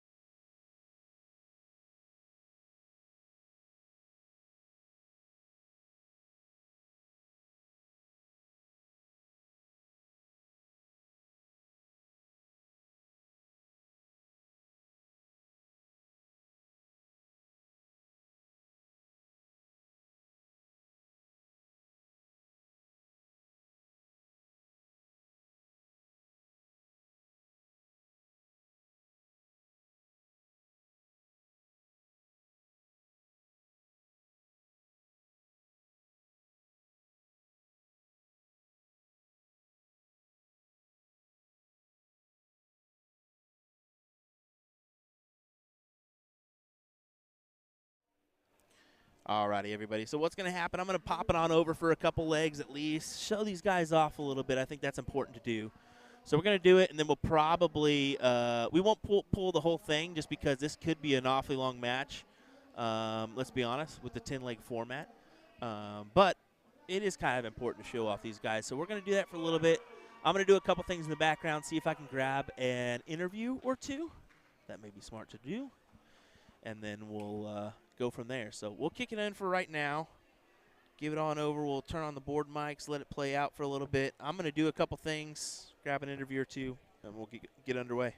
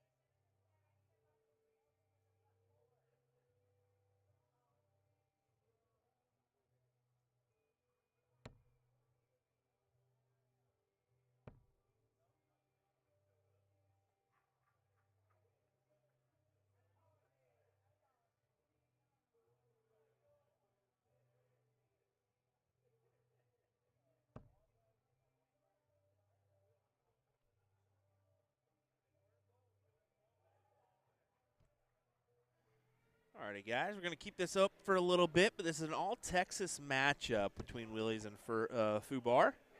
So we'll probably keep it up for another leg or so before we cut the stream for this evening, gather some rest before tomorrow. It's been a long day of action here. I know it's been a long, tiring day for a lot of individuals, too. So, yeah, rounding out our coverage here this evening. I think Maria and Trish, they ended up making the finals of the soft tip side. Don't know who won on that one. They may have done the friendly one on that one. I'm not sure. But I know Ricky and Glenn did have their steel tip match, which that happened off stream in the finals for pro singles. So I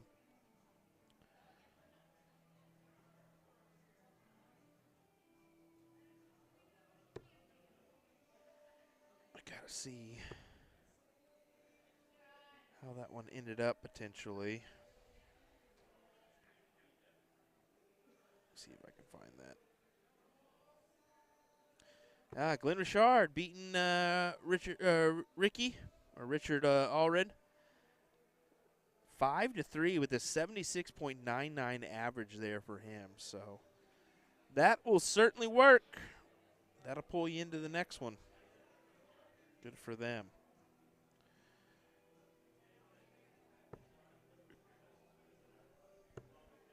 Oh, okay. Yeah, actually, Maria and Trish did do their final. How about this? 77.32 for Maria, 75.81 for Trish. 5-3 scoreline there for Maria.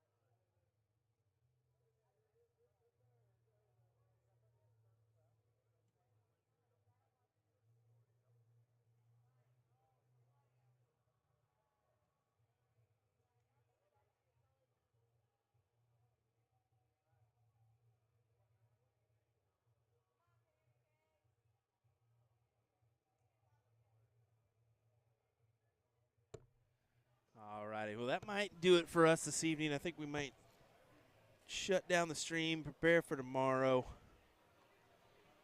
It's been a good day of coverage. It's been a long day. I mean, started at 10 o'clock today and nearly nonstop the whole time. I figured we were actually going to get a break at 3 o'clock, but the way that format worked, it did not happen. So we haven't even ate dinner yet. We had a quick lunch at like 1, if you can consider that. But we're going to go ahead and make sure that happens for us, grab some rest, grab some food, so I'm actually alive tomorrow for some commentary. But we definitely want to thank you folks for joining us here for our coverage today. I know it's never something we want to do to end a stream in the middle of a match, but this one's probably going to go a significant amount of time, at least a good hour, maybe an hour and a half coming up. But how about that 9-dart leg? Ton 101 check for Mr. Pena. As I think he's in here actually. Paul Pena, 9-dart game, yeah, on the YouTube. So you might be watching it back right now. Good stuff indeed. Really enjoyed seeing that one. But all righty. Thanks, folks, for joining us. We appreciate it. We'll see you tomorrow. 3 p.m. for our coverage is actually when we start. I'll probably, honestly, I'm going to be 100% honest. I'll probably be down here before that and kicking on a little bit before. So there we go. Thanks for joining us, folks. We appreciate it. There's a quick look at our schedule for the upcoming days. Friday, 3 p.m. start, 8 p.m. night session. We probably will go later in the evening. We got our DPFL event qualifier tomorrow. So not sure how far that one will go or how many people will be involved, but we will find out. Saturday, 12 p.m. Central start time, 8 p.m. Central is our night session. Sunday, 11 a.m. Central is our start time for the day session, and we'll just roll on through until we end the stream after all the events are done. So there you go, folks. Thanks for joining us. We appreciate it once again. William Stuart here of USA Darts. Thank you for joining us. We definitely appreciate it. We'll see you tomorrow.